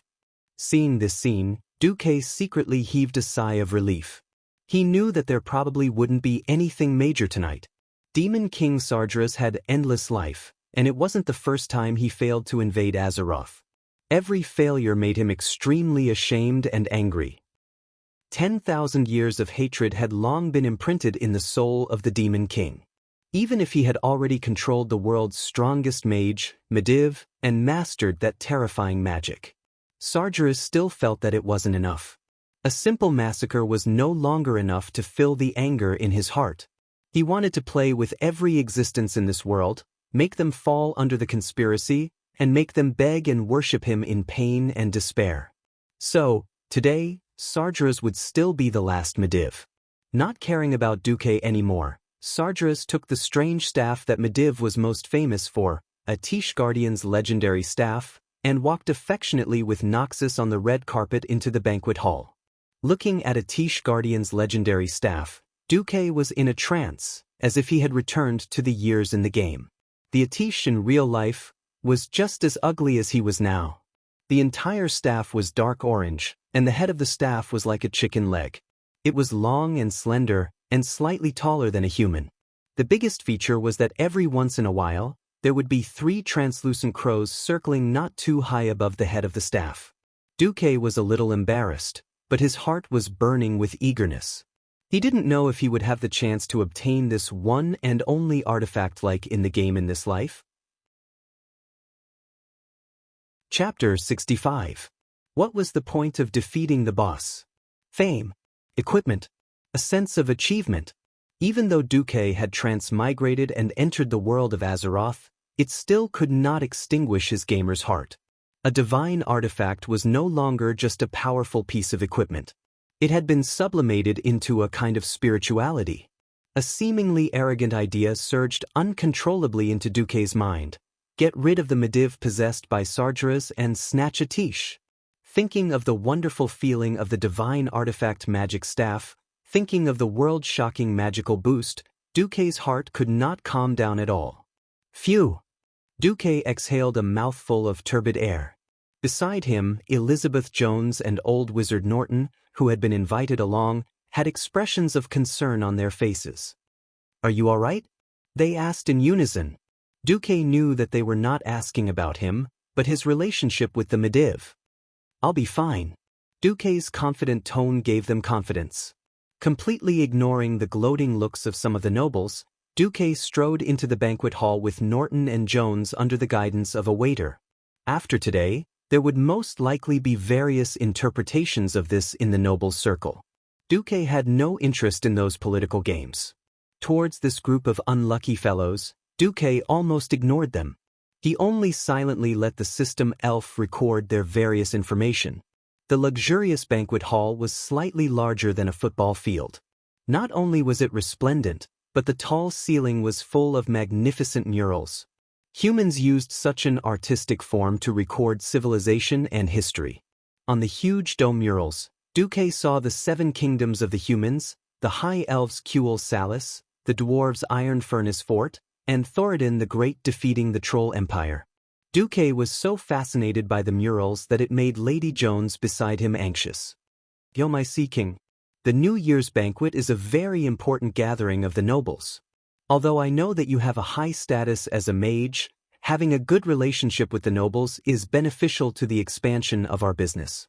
I'm begging you, for the sake of your Magus Tower, at least come with me to visit a few of the most important nobles. It was already an open secret that Duque was earning money to build the Magus Tower. It was precisely because of this perfect excuse that the neutral nobles no longer held a grudge against Duque. With Jones, who was very popular among the noble ladies, the perfume was selling like hotcakes. However, Duque shook his head at Jones and said, "Something big is going to happen tonight. I suggest you put away your thoughts of promoting your business first." Jones' body suddenly stiffened. Even after so many months of happy cooperation, she still couldn't figure out what this young man was thinking.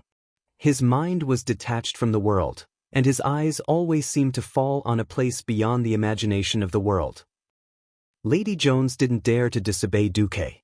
After all, Duque was almost her boss, and 90% of her business was related to Duque. At this time, the messenger announced, "King Lang and his wife have arrived."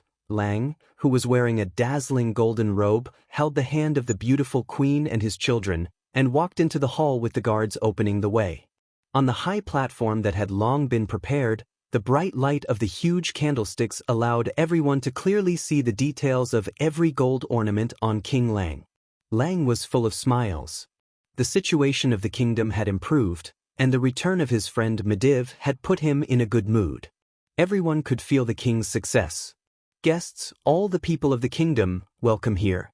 I, Lang Rin, am pleased to host the New Year's banquet here. In the past year, the whole kingdom has been prosperous, and the people have lived a better life than before. Here, I would like to make a grand introduction to everyone and thank a young man.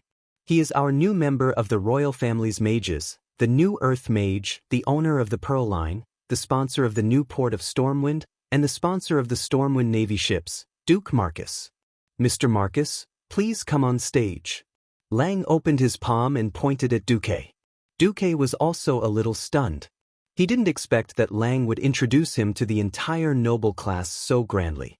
This was definitely the king's favor. Suddenly becoming the focus of everyone's attention, Duque was also a little flattered. His slightly opened mouth showed his nervousness. "Don't be nervous, young man. You deserve it." The handsome Anduin Lothar came near Duque and patted Duque on the shoulder, encouraging him to go on stage. After Duque came back to his senses, the sly Anduin whispered, "I publicly support you because of the city wall." Duque didn't know whether to laugh or cry. "Lothar, can you not be so snobbish? Are you thinking about how to suck blood from me next year?" Under the watchful eyes of everyone, Duque went on stage. King Lang smiled at Duque and patted Duque's shoulder affectionately. He then slowly pulled out his golden sword that looked like an eagle spreading its wings. "Please kneel, young man." "Kneel? Kneel for what?" Duque couldn't react at all. Lothar, who was next to Duque, was still alert. He whispered, "His Majesty wants to confer a title on you. If you want to refuse, you can choose not to kneel." Is this considered a surprise attack? I've already transmigrated to this world and can't go back. I can either integrate into this world or be rejected by this world. There is no third option. Alright, it's a title after all. I'll just kneel then. After a brief daze, Duque still decided to kneel on one knee. King Lang was very satisfied. His half-squinted eyes were full of smiles. He brandished his gorgeous sword and tapped on Duque's left and right shoulders with the sides of the sword.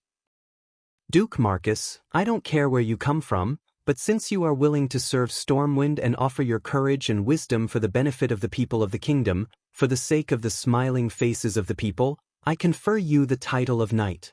I hope that you will continue to serve faithfully from now on and create more wealth and happiness for the kingdom and the people." Lang's words made Duque feel very comfortable. "I, Duke Marcus, am willing to serve the people of Stormwind." No one noticed that Duque cleverly followed Lang's words and avoided the words kingdom and king. He only said to serve the people. Lang was very happy. "Sir Marcus, I didn't mean to squeeze you. But the life of the people of the kingdom is still difficult. I hope you can perform better next year." I will. Duque stood up.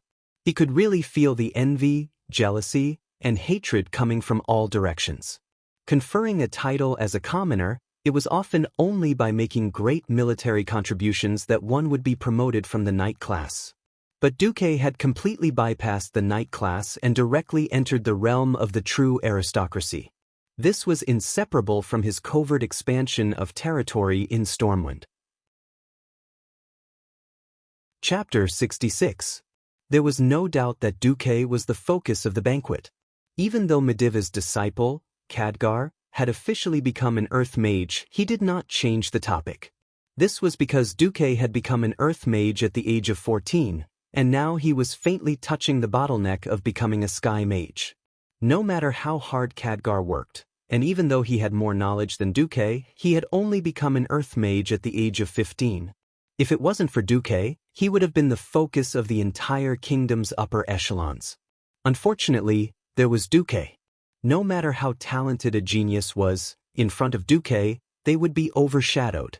Out of respect for Mediv, the nobles congratulated him verbally, but Khadgar could clearly hear the nobles' whispered comments.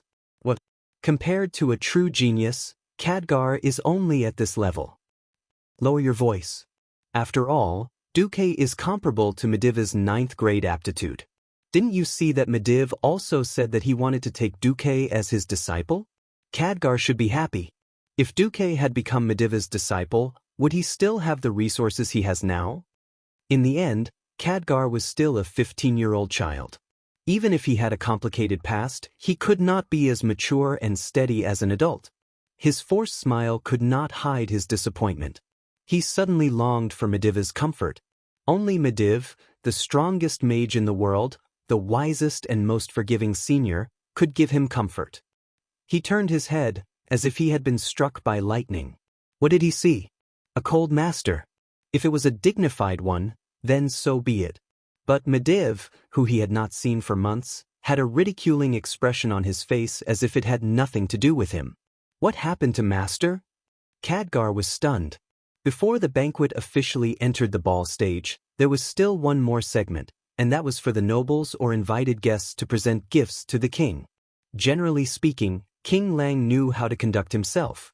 After all, this was a segment where the poor begged for tips, while the rich begged to show off. Presents were not just simple gifts.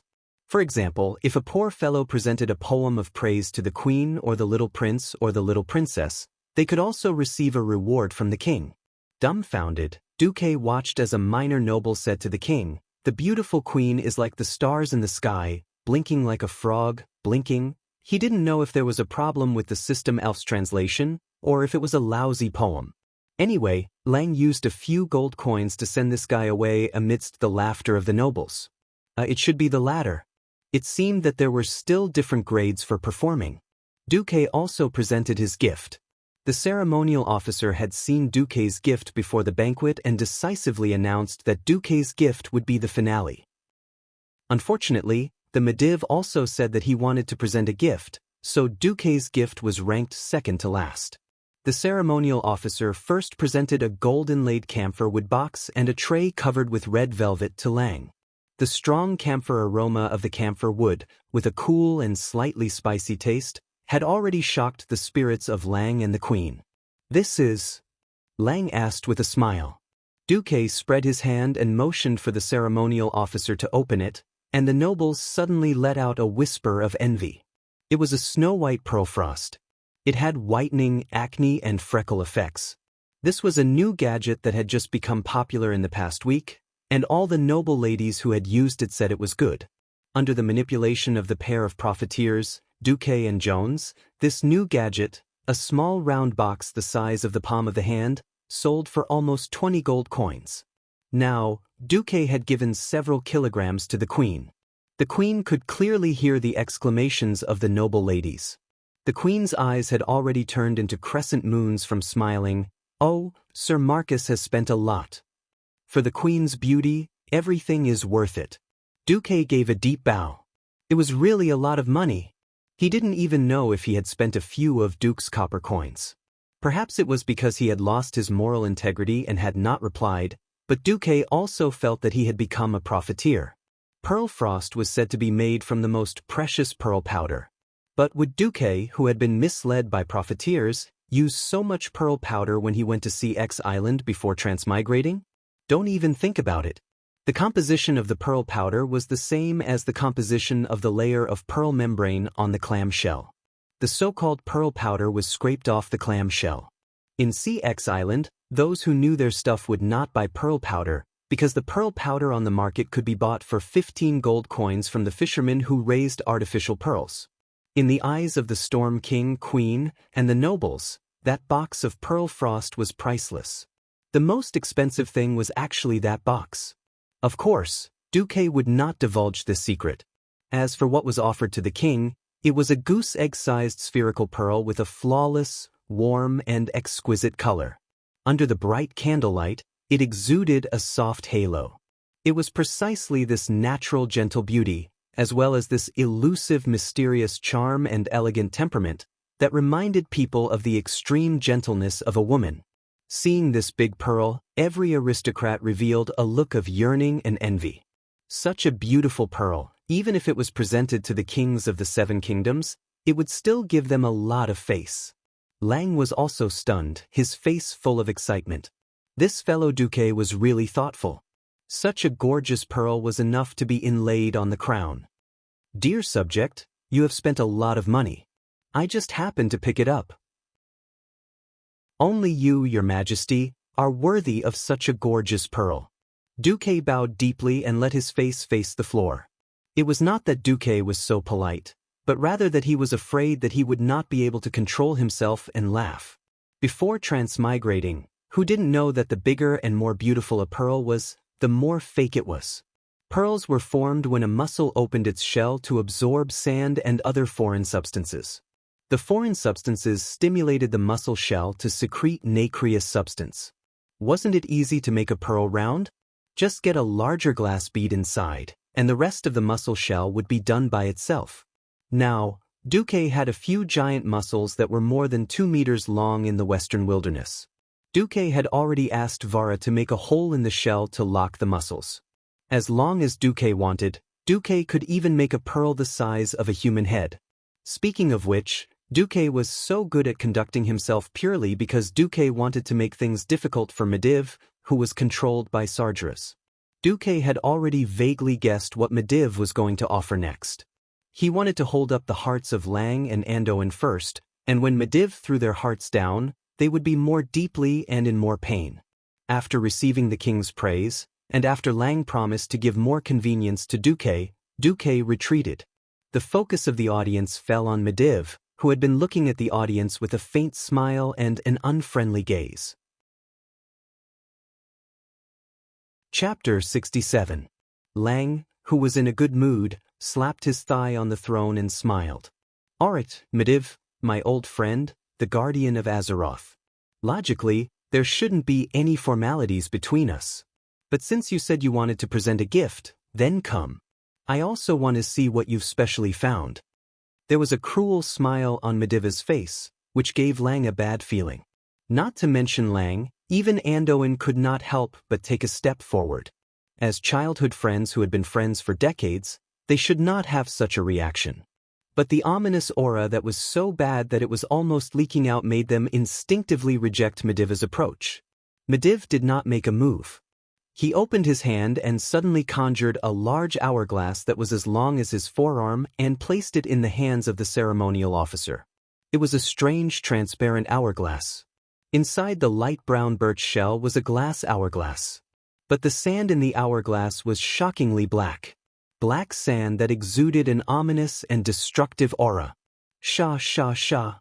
The sand kept pouring down, but the sand at the top of the hourglass slowed down very slowly. Rather than saying it was an hourglass, it was more like a strange magical device that was counting down. Seeing this iconic hourglass, Duque only felt his heart beating violently. This heartbeat was so violent that it felt like it was about to jump out of his chest. At the same time, his black pupils shrank to the smallest as he stared at the hourglass. Hey, Medivh, from the first time I saw you today, I felt that something was wrong with you. What the hell are you doing? Anduin Lothar walked forward. Unknowingly, he had quietly put on a suit of armor. Although it was also a ceremonial armor, it was still armor. One had to know that he was only wearing a knight's attire before the opening. Now, the future Azeroth lion Anduin Lothar was vaguely blocking the path between Medivh and Lang. He held the scabbard in his left hand and was in the posture of drawing his sword at any time. Old friend, if it's a cold joke, isn't it a little too bad? Tonight is the New Year's banquet. Lang spread his hands as if trying to smooth things over. The Medivh didn't appreciate it at all. His face was full of mockery and ridicule. You will know what this is in the future. With a gentle poke of his slender and thin fingers, the black hourglass was overturned in front of the ceremonial official who was holding the plate with both hands, as well as the gazes of Duque, the king's family, Anduin, and the other nobles. Clatter! The enormous hourglass fell to the ground and turned upside down. Logically speaking, the sand in the hourglass should flow in the opposite direction under the influence of gravity. But no. Defying gravity, the sand flowed from the bottom to the top, still maintaining the same rhythm, grain by grain, handful by handful. It could be said that Bolvar for Dragon was the model of a holy knight, a model of human virtue.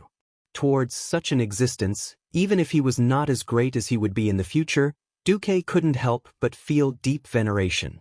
Hello, I am. Duque's sudden change in reaction was strange, but Bolvar didn't pay much attention to it, because he had more important things to do. Sir Marcus, may I come a little closer? Duque was puzzled, but still nodded. Bolvar moved closer and said in a low voice, I'm sorry to interrupt your journey, but Sir Anduin Lothar specifically asked you to come with me to the inner palace to discuss the matter with His Majesty. Duque was a little embarrassed. Am I being targeted by Lothar and King Rin? Duque turned his head and looked at Old Man Norton. The old man was tactful. Then I will send Madame Jones back first.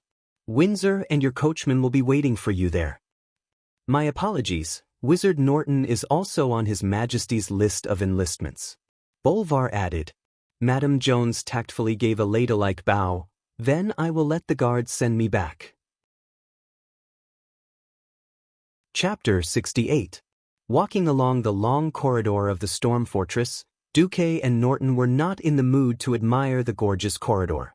Even though the murals in the corridor were so exquisite and the gold ornaments so gorgeous, what they noticed was that every guard of the Wang family had changed into a set of armor for the battle. As the guard of honor of the Wang family, every guard had a set of armor that was specially used for ceremonial purposes. The exquisite carvings, the long cloak, and the bright blue tassel on the helmet were all eye-catching, but Lothar, who knew soldiers very well, knew that every restraint on the battlefield was a fine line between life and death. What's more, there were so many of them. This set of armor was extremely simple and unadorned. Not only was it convenient to move around, but even every pattern was hand-painted with paint. It was not the kind that would create a whoosh in the air when it was waved around. Purely for the sake of aesthetics, a robe that could be torn apart easily was worn over the armor. The guards' eyes were filled with vigilance, and they even prepared spare lanterns at their feet. The Storm Fortress was a fortress that was both a palace and a fortress.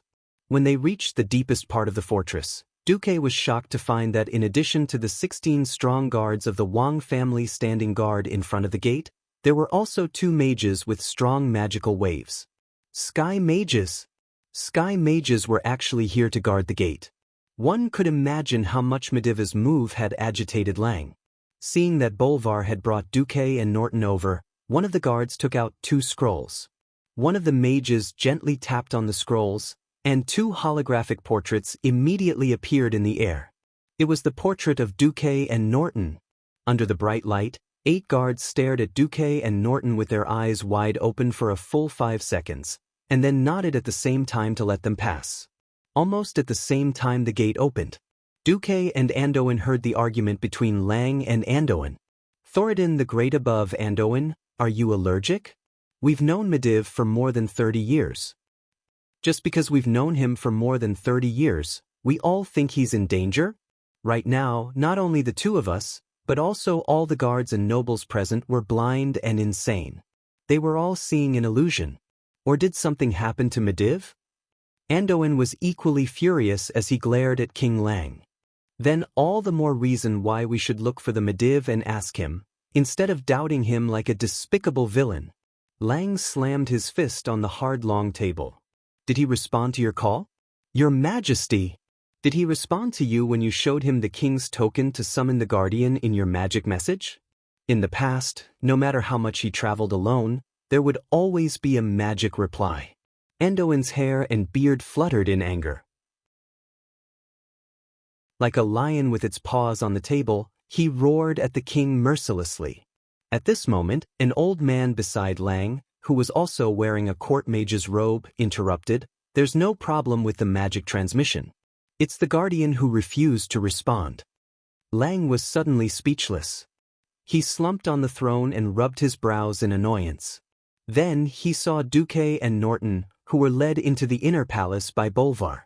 "All right, let's put the news about Mediv aside before we confirm that there's a big problem with him. Now, I know Mage Norton's wisdom. Then, Andoin, can you tell me why even Sir Marcus was invited?" Anduin Lothar seemed to have restrained his temper. He glanced at Duque thoughtfully. Because I realized that the moment the black hourglass appeared, his reaction was the most unique among everyone present. Lang frowned. "All right, let me ask again. Now, apart from Duque, who else here knows what this black hourglass is? Does it symbolize something?" At the table, there were 10 white-haired old men. Some of them were publicly acknowledged as wise men, some were historians, and some were knowledgeable old mages. Then, everyone took another careful look. Even Norton shook his head. In the next moment, all eyes were focused on Duque's face. Duque knew he was in big trouble. That's right, he was the only one who knew the truth. If his deduction was not wrong, this was the hourglass that would become famous in later generations. It was the hourglass that marked the opening of the Dark Portal for the first time and the orcs' invasion of the Azeroth continent.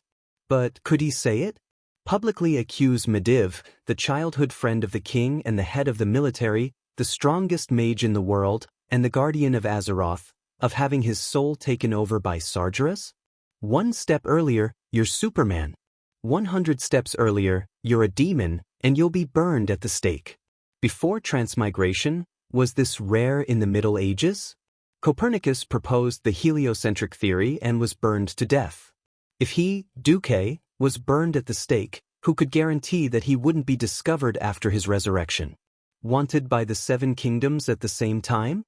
After thinking for a long time, Duque raised his head and said in a low voice, "The moment I saw the hourglass, I saw an illusion."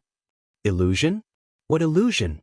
At this moment, Duque invited the Oscar to possess him. At this moment, Duque was a fraud. He was a prophet. His voice became ethereal and ethereal. Ominous. And war. Everyone knew that this hourglass was evil. But death and war, these 2 words were serious.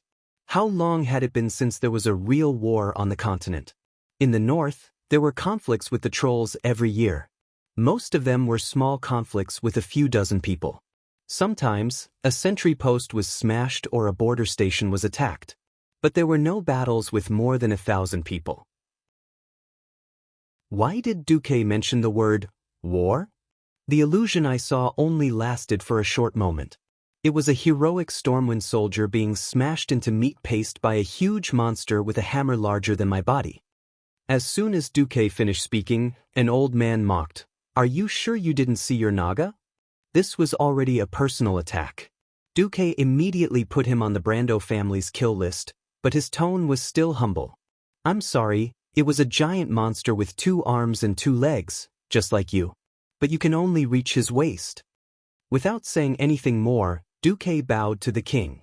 If not for the Medivh's insolence, this would have been a slander. Lang looked at Andoin, but Andoin spread out his hands. "Look, I'm not the only one with such a premonition of danger." At this time, Bolvar for Dragon also stepped forward. "I'm sorry, Your Majesty, please forgive me for being blunt." "Speak." At that moment, I also felt Medivh's contempt and hostility towards Your Majesty and the entire kingdom. Chapter 69. Lang knew Bolvar well. He was a righteous, self-disciplined young man who could be called a model of chivalry. As an important minister of the kingdom, Bolvar's attitude was also very important. Ryan nodded a little dejectedly. Well, if there's no new opinion, then everyone except the cabinet members, please leave first. Our cabinet is having an emergency meeting. Duque and the fellow who was staring at him, and the group of people who were not part of the kingdom's core power left under the escort of the guards. Duque was no longer concerned about the outcome of the discussion between King Lang and his ministers. Walking out of the storm fortress, Duque looked up in the cold night wind and saw a huge statue not far from the storm fortress. It was a statue of the guardian of Azeroth, Medivh. It was built to commemorate the great Medivh's 20 years of guarding Stormwind. Ironically, the guardian of the entire kingdom and the world was now about to become the culprit behind the destruction of the world. As the person who was about to witness the scene, Duque also felt a spicy taste in his mouth. Old Norton came to Duque's side. Just as he was about to say something, Duque said, "Let's go. I still want to continue to ask for advice on how to advance to a Sky Mage." "Duque, aren't you a little too anxious?" Duque shook his head and did not speak. Because the system elf had determined that there were exactly 100 days left before all the sand in the black hourglass was emptied. Perhaps it was because of Duque's transmigration that history had changed greatly, and the incident at the Dark Portal had been brought forward. Duque did not have much time left. In the depths of the storm fortress behind Duque, the king and his ministers were red in the face, but there was no constructive result. 3 days later, Duque suddenly received a secret summons from the king. In the secret guest room of the storm fortress, there were only 5 people in the room: King Lang, Anduin, Bolvar, and an old mage who was probably the guard. The young Bolvar for Dragon was the first to speak. "Sir Marcus, I would not have told you this, but Lothar insisted on asking your opinion. I hope you will not disappoint us." Duque nodded in understanding. He knew very well that among the big shots of the kingdom, a small mage like him would not have the right to speak. At the end of the day, in their eyes, the overly young Benjamin was just a rookie, a mage who knew how to earn some money. He was not an important figure. The only reason why he was summoned here was because of his prophecy illusion that was like a fraud. Anduin's eyes were still bright, but there were dark circles around his eyes that could not be concealed. King Lang and Bolvar were about the same. They probably hadn't slept well. Anduin placed his hands on the table and said in a low voice, "Things are developing in the worst direction." On that night, we sent out a total of 3 waves of messengers. The first wave was 3 messengers carrying the kingdom's flag and riding griffins. Then, they were struck by lightning with their griffins, and their charred corpses were found in front of Karazhan by the second wave of messengers. At this point, Anduin gritted his teeth and continued. To be on the safe side, the third wave of messengers was divided into 2 teams and followed far behind the second wave. They saw with their own eyes the second wave of messengers being turned into minced meat by magic missiles shot from the tower. At that time, the messengers shouted as they marched, and at the same time, they held up the king's token to summon the guardian. It was a special magical ring. It was impossible for Medivh not to sense the messengers. Bolvar continued. Then, Medivh allowed the third wave of messengers to send people to drag back the broken bodies of the second wave of messengers. At this time, Lang, who was sitting on the throne, clenched his fingers and pressed them against his forehead. The worst-case scenario is that our guardian becomes our greatest enemy. Apart from notifying the Tirisfal Council, we have no other choice. Anduin slammed his fist on the table, making a loud noise. We don't even know what happened to Medivh. If he wanted to destroy Stormwind, he could do it alone. But why did he do such a thing? Of course, Duque knew the reason. The Demon King Sargeras wanted to vent his 10,000 years of resentment. For 10,000 years he had failed to invade Azeroth many times, and even had his body destroyed by Medivh's mother, becoming a lonely ghost. Simple torture and killing could no longer appease the Demon King's anger. Sargeras not only wanted to completely destroy the reputation of the Guardian Medivh and the Tirisfal Council, but he also wanted the whole world to crawl under his feet in despair and fear. These 100 days were the entertainment time for Sargeras to torture the people of Stormwind. To be precise, this was just the appetizer before the beginning of the destruction. Lang walked down from the throne and patted Anduin's shoulder gently to calm his anger. "Duque, we asked you to come, firstly to ask if you have seen anything else. Secondly, Anduin said you are very resourceful. After all, it's impossible for the kingdom to do nothing in the face of such a threat. Is there a way to successfully prepare for the possible crisis without causing panic among the people? You know, the news that the kingdom's most dependent guardian might betray the kingdom will cause the people to fall into great panic." Duque pondered for a while and thought to himself, "Old my, since you're not being kind, don't blame me for pulling out the black technology that doesn't exist in this era." Then, Duque raised his head and answered loudly, "We can strengthen 3 aspects: propaganda, early warning, and strengthening the army." King Lang didn't expect the young Duque to have any opinions, but he didn't expect Duque to be so confident. "Go ahead." Propaganda is to inform the people that the monsters in the Elven Forest have recently mutated. A while ago, I hunted down a gnoll hog who had transformed into a giant. That guy is more than 12 feet tall. And the other gnolls are also more than 7 feet tall. This is already a great threat to the lives of the people, so Stormwind City has decided to strengthen the security around the Elven Forest. A 12-foot gnoll. Damn it, that's already a giant.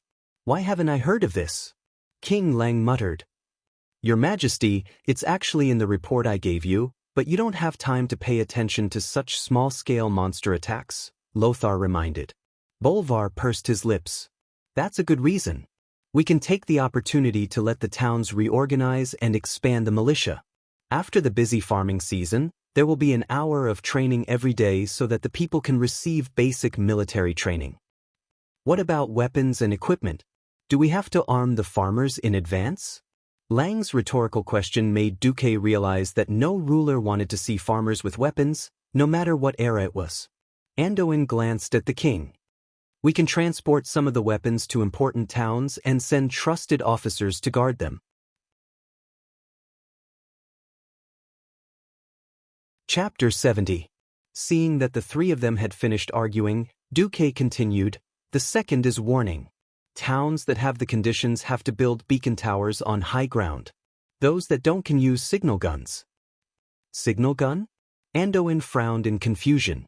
Duque explained to Lothar that he had come up with the idea after seeing the dwarves' firearms.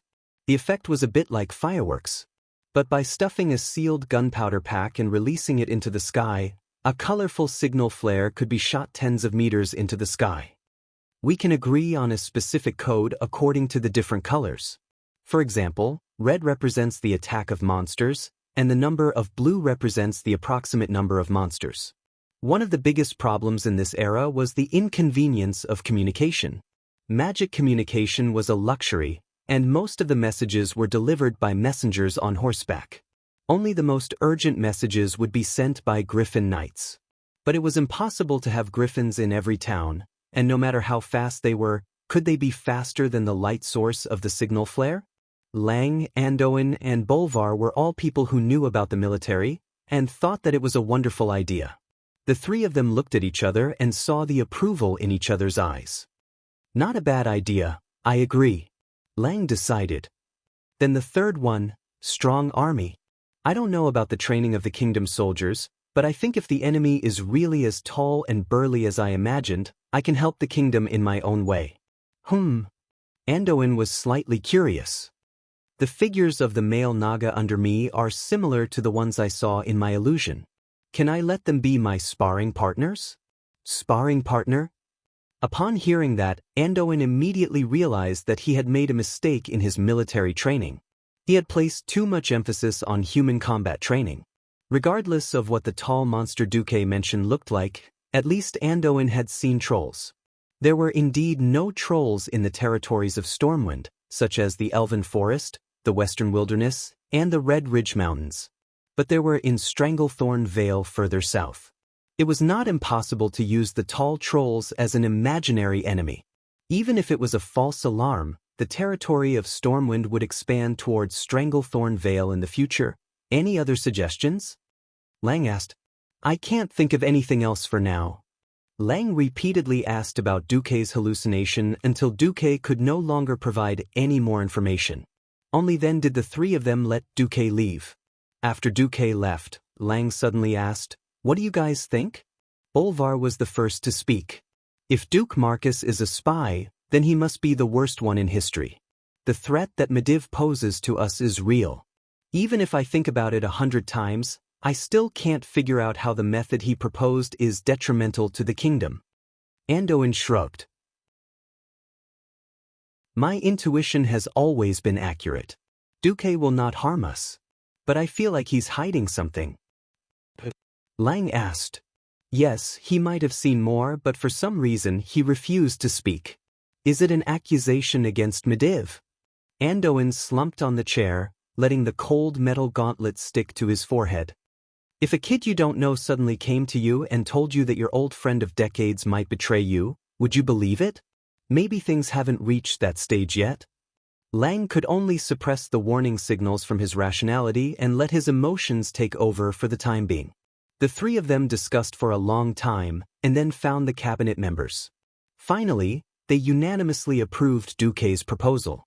3 days later, in the barracks of Stormwind City, the soldiers welcomed a group of special instructors, the Naga. Standing on the high platform of the barracks, Lothar was fully armed. Beside him hung the dried corpse of a tall gnoll. His deep voice spread in all directions. Now, the kingdom is facing a new crisis. These damned monsters have mutated, multiplied, and are threatening the lives of every citizen. In the coming days, you must use your own swords to enter the forest and kill all these damned monsters. Oh. At this point, the thousands of recruits below slammed their swords against their shields and let out a majestic roar. Rookies, in order to prevent you from returning home as soon as you enter the battlefield, we have the honor of inviting Sir Duke Marcus Naga employees to teach you a lesson. As soon as Lothar finished speaking, Duque snapped his fingers, and 10 burly and majestic male Nagas, who were generally taller than the human soldiers by 2 heads, went up the stage with huge wooden hammers and swaying their thick python-like tails. Oh, aren't Nagas evil? In that case, are Nagas considered monsters that must be killed? Will we be eaten if we lose? The recruits below let out a strange cry. No, if you lose, you will only get your butts kicked by your commanding officer, Lothar replied, causing the soldiers to burst into laughter.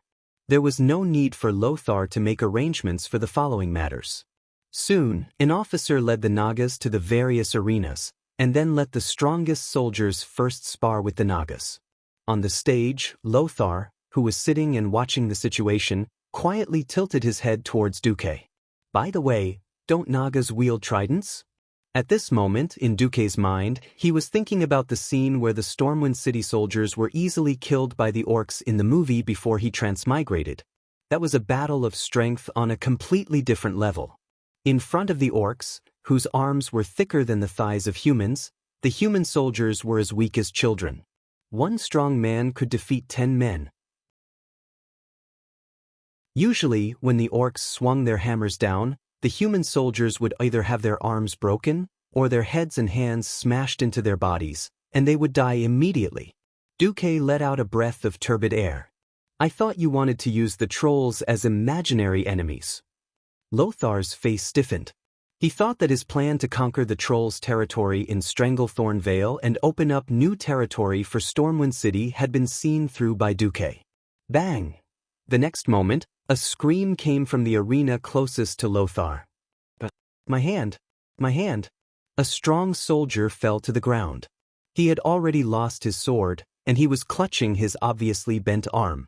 Next to him stood a tall male Naga. In the face of the massive number of hostile humans around him, the Naga seemed to be at a loss. Stop! Everyone stop! Anduin Lothar immediately realized that there was a problem. He jumped off the stage and dashed over. At the same time, Duque also followed. The male Naga looked aggrieved. I only used half of my strength. It's okay. Duque patted the Naga's arm lightly. Damn it. You clearly wanted to kill Ladakh. A recruit roared angrily. Chapter 71. Enough. Shut up all of you. Anduin roared like a lion, and the entire place fell silent. He looked at the 4 extremely thick arms of the Naga, the huge body, and the big wooden mallet that was obviously used to build a house. Anduin suddenly understood a lot. Send the injured to the healing priest first. I'll go first. Lothar's reputation in the army was unparalleled. Seeing that their boss was going to test it out personally, the soldiers immediately fell silent. At this moment, Duque patted Naga's arm and said loudly, "The one in front of you is one of the strongest human warriors. Attack with all your might, or you'll be killed. Don't say I didn't remind you." Lothar did not care about Duque's words at all, and instead grabbed a standard long sword and shield that the officer next to him handed over. He weighed them in his hands before getting into a fighting stance. "Come on, Naga, attack me like how you attacked that soldier just now." Before Naga attacked, Lothar had plenty of time to spare. Even when he saw the sinister smile on Duque's face, he did not care. He did not care when Naga swung his tail and pounced forward at high speed. He still did not care when Naga raised the sledgehammer high up. It was because Lothar had absolute confidence in his martial arts skills. It was a simple blow to the head, and the posture was not smooth. Even a farmer who chopped firewood every day could do it better than this Naga. Seeing this, a faint smile appeared on Lothar's face. His well-honed night cultivation allowed him to raise his shield naturally. However, in the next moment, Lothar's smile stiffened. Fast. It's too fast. Under the tremendous force beyond human imagination, Naga's hammer let out a shrill howl. If it was really hit, not to mention Lothar, even the armor Lothar was wearing would turn from a tin can into a lump of iron. Lothar immediately understood that he definitely could not block it. In fact, no human could easily block such a blow with a shield. He was originally standing in a T-stance, and the good sense of distance made him jump back instantly. The whistling hammer brushed past the shield less than a finger's width. In the next second, he moved his sword forward, and the tip of the edgeless sword was already on Naga's throat. Naga's voice was a little bitter. "I lost." "No. You've done a good job." At this moment, Noxus realized that he was sweating profusely, and his inner armor was completely drenched. He was an excellent warrior and a top-notch commander. He immediately realized where the problem was. This kind of one-on-one competition had a wide space for the warriors to display their skills to their heart's content. But what about on the battlefield? In that crowded place, it was very important to maintain the formation. There were only 10 Nagas now, but if there were 100 or 1,000 Nagas swinging their hammers at the same time, it was obvious that the soldiers in the first row of the army formation would all kneel in an instant. Just imagining the scene of such a simple and violent instant kill made Noxus shudder. The soldiers around him were all cheering, but Lothar's eyes almost lost focus. In front of such a huge monster, humans seemed so weak. What to do? What should I do? What to do? Noxus was almost roaring in his heart. He really couldn't accept the fact that the soldiers he had painstakingly trained would be slaughtered like melons and vegetables in front of this monster. He suddenly saw Duque with a mysterious smile on his face. "Sir Marcus, do you have any good ideas?" Duke retorted with a question like a newbie. "You think you can't handle it? Why don't you carry it with both arms?" "2 arms?" Duque's seemingly silly words opened a new window in Noxus' mind. That's right. If one arm can't carry it, why not both arms together? "Come, Naga, come again. I won't fight back this time. Hammer me like you did just now." Noxus raised his shield high. This time, he pressed his 2 forearms against the shield, his legs took a bow stance, and his muscles bulged. This was a completely resistant posture. The hammer, as heavy as a mountain, came crashing down as he imagined. Boom! The wooden shield made an unbearable cracking sound, but the good workmanship of Stormwind City's craftsmen prevented the shield from breaking immediately. The tremendous force was transmitted to Noxus' arms below. For a moment, Noxus felt his arms go numb, as if his arms didn't belong to him. However, even if his chest was so stuffy that he wanted to vomit blood, he still blocked it. Noxus was happy with this new suggestion. Again, hit here this time. Noxus seemed to have mastered the trick. He let Naga carry out a sweeping attack. On the other hand, it was as if he was using his body to push against the door. He turned his body sideways to face Naga and let the shield stick to his shoulder. In this way, when he received a heavy blow, his entire left arm and left shoulder would receive the force together. Bang! The fierce impact almost shattered the shield, but it still managed to block it. Noxus had obviously suffered twice, but he looked like he had gained a big advantage. When Naga stopped, Noxus turned to Duque and gave him a thumbs up. "You did a great thing for Stormwind City." Duque smiled without saying anything. It was very simple, holding the shield with both hands and using his shoulders to help share the impact. It was such a routine, but it represented the experience exchanged for countless blood. In the original history, the soldiers of Stormwind City suffered a great loss due to their lack of understanding of the orcs. They subconsciously followed the training and raised their shields with one hand, trying to block and counterattack. However, they couldn't block it, and 90% of the soldiers were killed by the orcs in one move.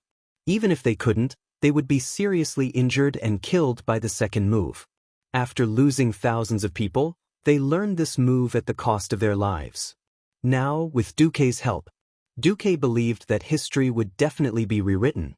Anduin turned around and yelled at the officers below, "Did you see the two postures just now? They all practice defense and counterattack like that. Don't be afraid that your blunt swords will stab the Naga. As long as you don't stab the eyes or throat, the scales of the Naga are not as fragile as you think." After giving the instructions, Noxus walked over and asked softly, "How many Nagas do you have left that you can lend me?" 100, that's the most I have. Duque answered softly. "I want all of them. Don't worry, I won't let anyone bully your Naga subordinates.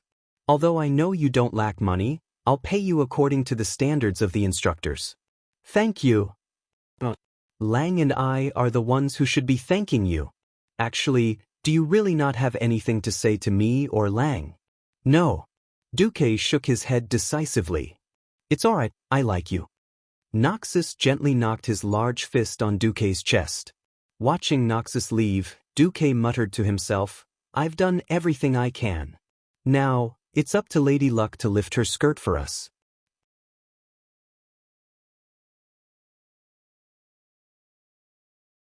After the old man said so much in one breath, Duque could finally ask, "Does that refer to the high concentration of magic power?" Norton shook his head. Yes and no. Concentrated, high-quality mana was indeed an important indicator of an earth mage becoming a sky mage. But the key is to perceive and master the feeling of turning the entire sky into your magic circuit through meditation. You're still young, you shouldn't be so anxious. Duque had no choice but to be anxious. There were still 3 months until the Door of Darkness incident. Expanding Stormwind's strength was the right thing to do, but his own strength was equally important. This didn't just involve his future status in the world, but also a series of follow-up problems. For example, who would fight Ghoul Dan in a magic battle? Who was Ghoul Dan? The orc warlock Ghoul Dan could be said to be the first super boss in the Door of Darkness incident, second only to Medivh. Ghoul Dan was previously the chief of the Storm Marauder clan on Draenor planet where the orcs lived. Originally, Ghoul Dan was just a shaman among the orcs, but his mastery of the shaman doctrine quickly surpassed his mentor, the shaman Nizul. But the shaman's power didn't seem to be as strong as he had expected. In order to increase his own power, Ghoul Dan turned his attention to the endless darkness.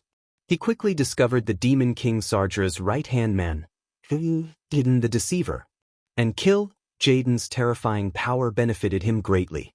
Ghoul Dan learned the skills of the demons, and after combining the power of the shaman with the power of the demons, he became the first warlock in the history of this world.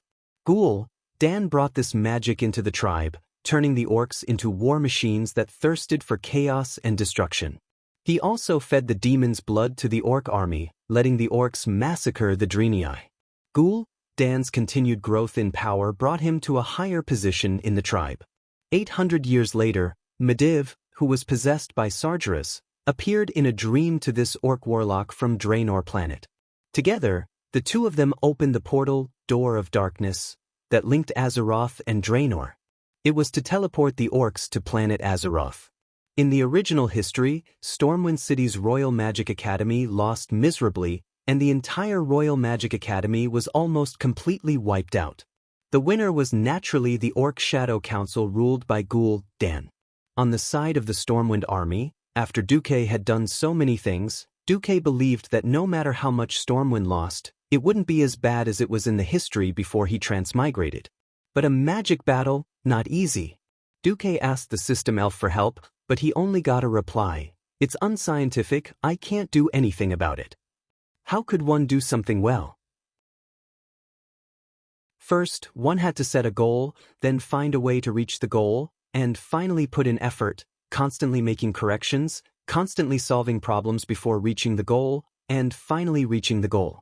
Now, Duque knew that his goal was to become the strongest mage, but he didn't know the process to reach this goal. He lacked information.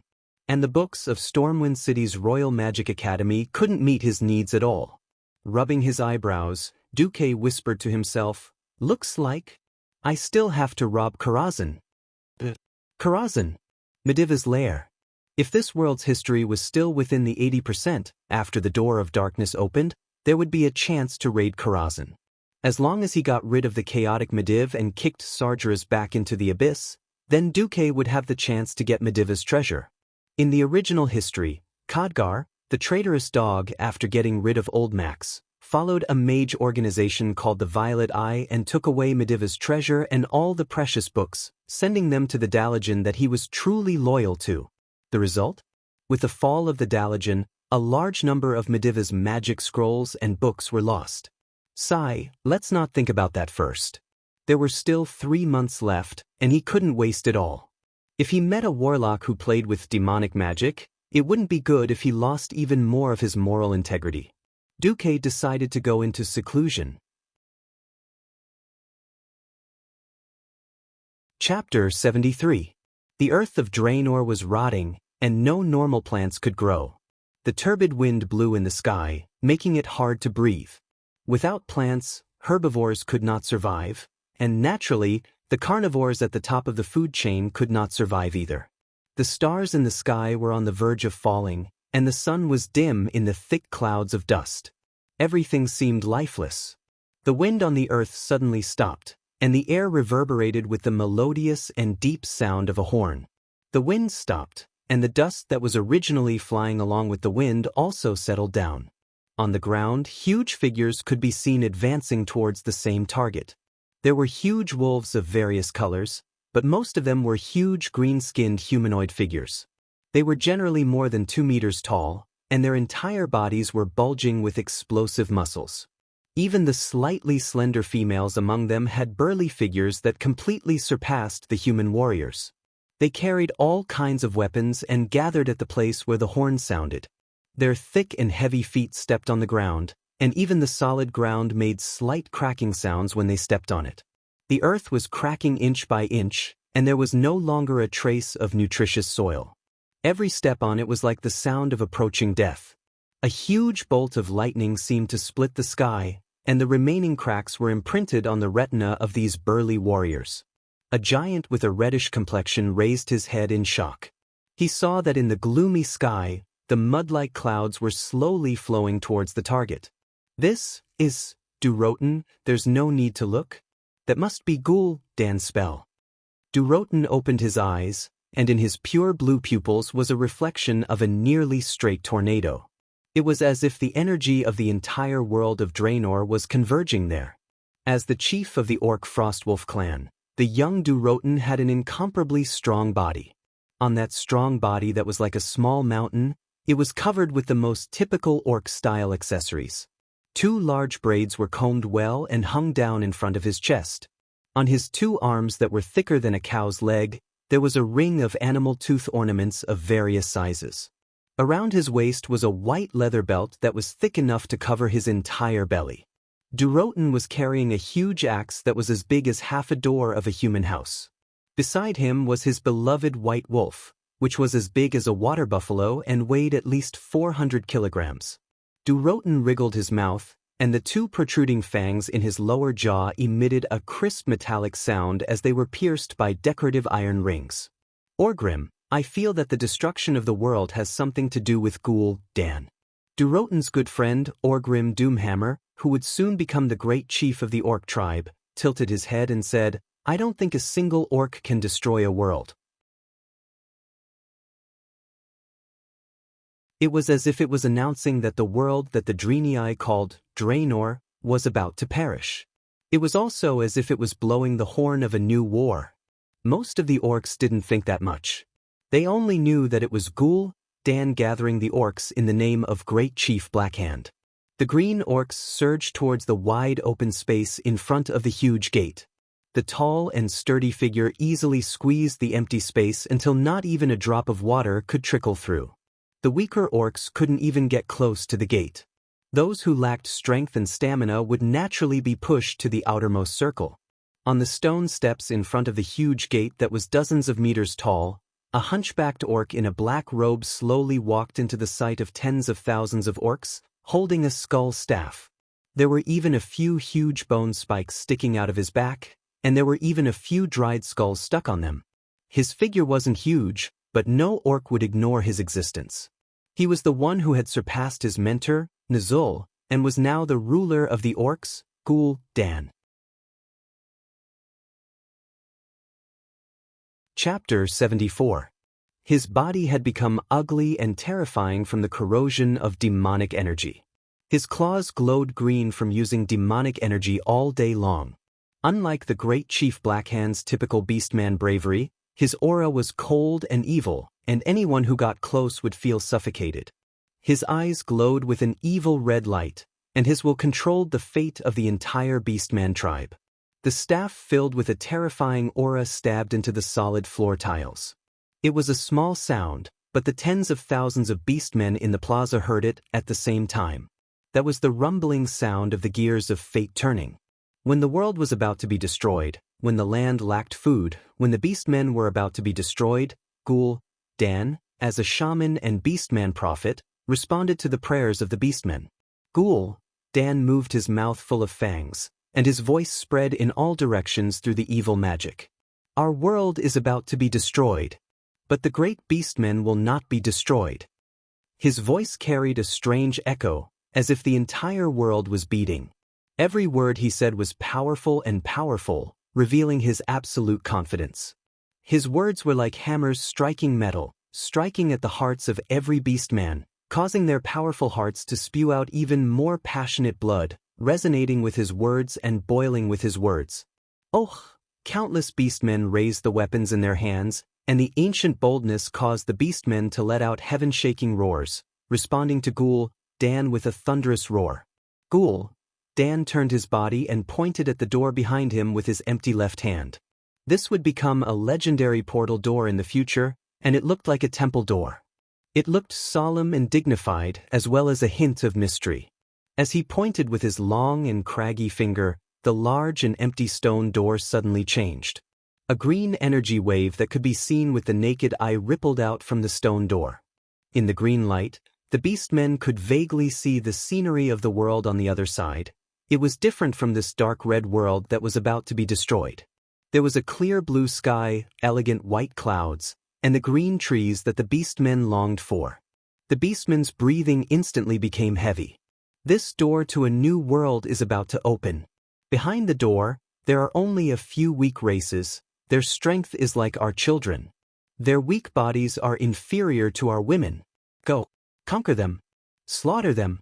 Use our battle axes to be stained with the blood of our enemies. Use our bravery to fight for a new sky for our tribe. Under the influence of the evil demon's blood, most of the orcs had already become extremely warlike and crazy. After defeating the Draenei in battle, the orcs' confidence reached its peak. Oh, oh, oh! The deafening shouts and the shockwaves were enough to overturn the entire sky. Following Ghoul Dan's finger's direction, the tribal warriors who had long been selected raised the weapons in their hands, and with steps that made even the earth tremble, they turned into a green flood, surging towards the enormous door of darkness. Seeing this, Durotan turned to his old friend Orgrim and said, I suddenly remembered our war with the Dreenii. So what? The Dreenei's Shotrath city is already the Horde's territory. A useless territory. Durotan curled his lips. I hope this is a good place for the orcs to reproduce. Durotan's words were continued by his wife, Draka, who had been standing at the side. I hope we can build a better territory for our children. Durotan frowned slightly. Draka, you still insist on joining the first wave of attack? Only the bravest orcs can join the first wave of attack. Are you doubting my bravery? Draka was a little annoyed as she waved her dagger a few times. Alright, at least let me go first. Following the flood of orcs, Durotan took the lead and charged through the huge green door without hesitation. At the same time, Stormwind City. Duque, who was in the sealed room, suddenly opened his eyes. His eyes shot out a sharp light. His hands were trembling from excitement and unease, and his heart was beating violently from excitement and fear. His emotions were so complicated that he could not even describe his feelings with a single taste. As a former university student, he had never tasted the taste of war after a long period of peace. But as a transmigrator who was determined to make a name for himself in the world of Azeroth, when he saw the system elf's prompt, the dark portal is open, he knew that his opportunity and danger had arrived at the same time. Windsor. Makarov. For the first time in 3 months, Duque's voice could be heard from outside the door. The two of them, who had been eating and drinking in the outer hall for the past few days, were instantly energized. After knocking on the door and entering the room, they saw Duque with messy hair and a long beard. His appearance was dispirited, but his eyes were unusually bright. Ever since he became Duque's follower, Windsor had more than once wondered if Duque was a terrifying, ambitious person. He looked left and right, and felt that it was a pair of eyes that thirsted to prove themselves and achieve something. Windsor could not help but feel a chill in his heart.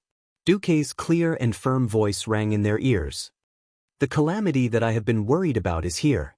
Their hearts skipped a beat. Duque raised his head. This is not the end of the world, nor is it the end of mankind. There is still a lot to be done. I will prove to you, to all of Stormwind, and even to all mankind that my preparations over the past year have not been in vain. As Duque's left and right arms, Duque had not hidden what he had done in the past period of time from them. For a moment, they all thought that Duque was going to start a rebellion and occupy Stormwind City. Duque's actions were very one-sided, not the actions of a rebel at all. And today, everything would be revealed. In Stormwind City, Lothar was still supervising the training of the soldiers in the barracks. Lothar was quite satisfied with the progress of the soldiers. With the help of the male Naga, the recruits grew at a high speed. At first, they couldn't even hold their swords steadily, but now they could attack and defend. In these 3 months, many small tactics had been developed. For example, they would let 2 soldiers hold shields in front, while the spearmen would launch sneak attacks from behind. Today seemed to be no different from any other day in the past. However, in the middle of the night, Lothar's office was knocked on by his valet. Commander, you'd better look at this. The valet was holding a communication bucket sealed with wax. Looking at the lion mark on it, Anduin's pupils suddenly constricted. You're tuning in to the Passion Pages YouTube channel. We're so grateful for your support, and don't forget to subscribe to join us on this incredible journey through captivating stories. Your generosity through donations truly makes a world of difference, as it's the primary source of revenue that allows me to expand and enhance this channel for you. Thank you from the bottom of my heart for being a part of this adventure.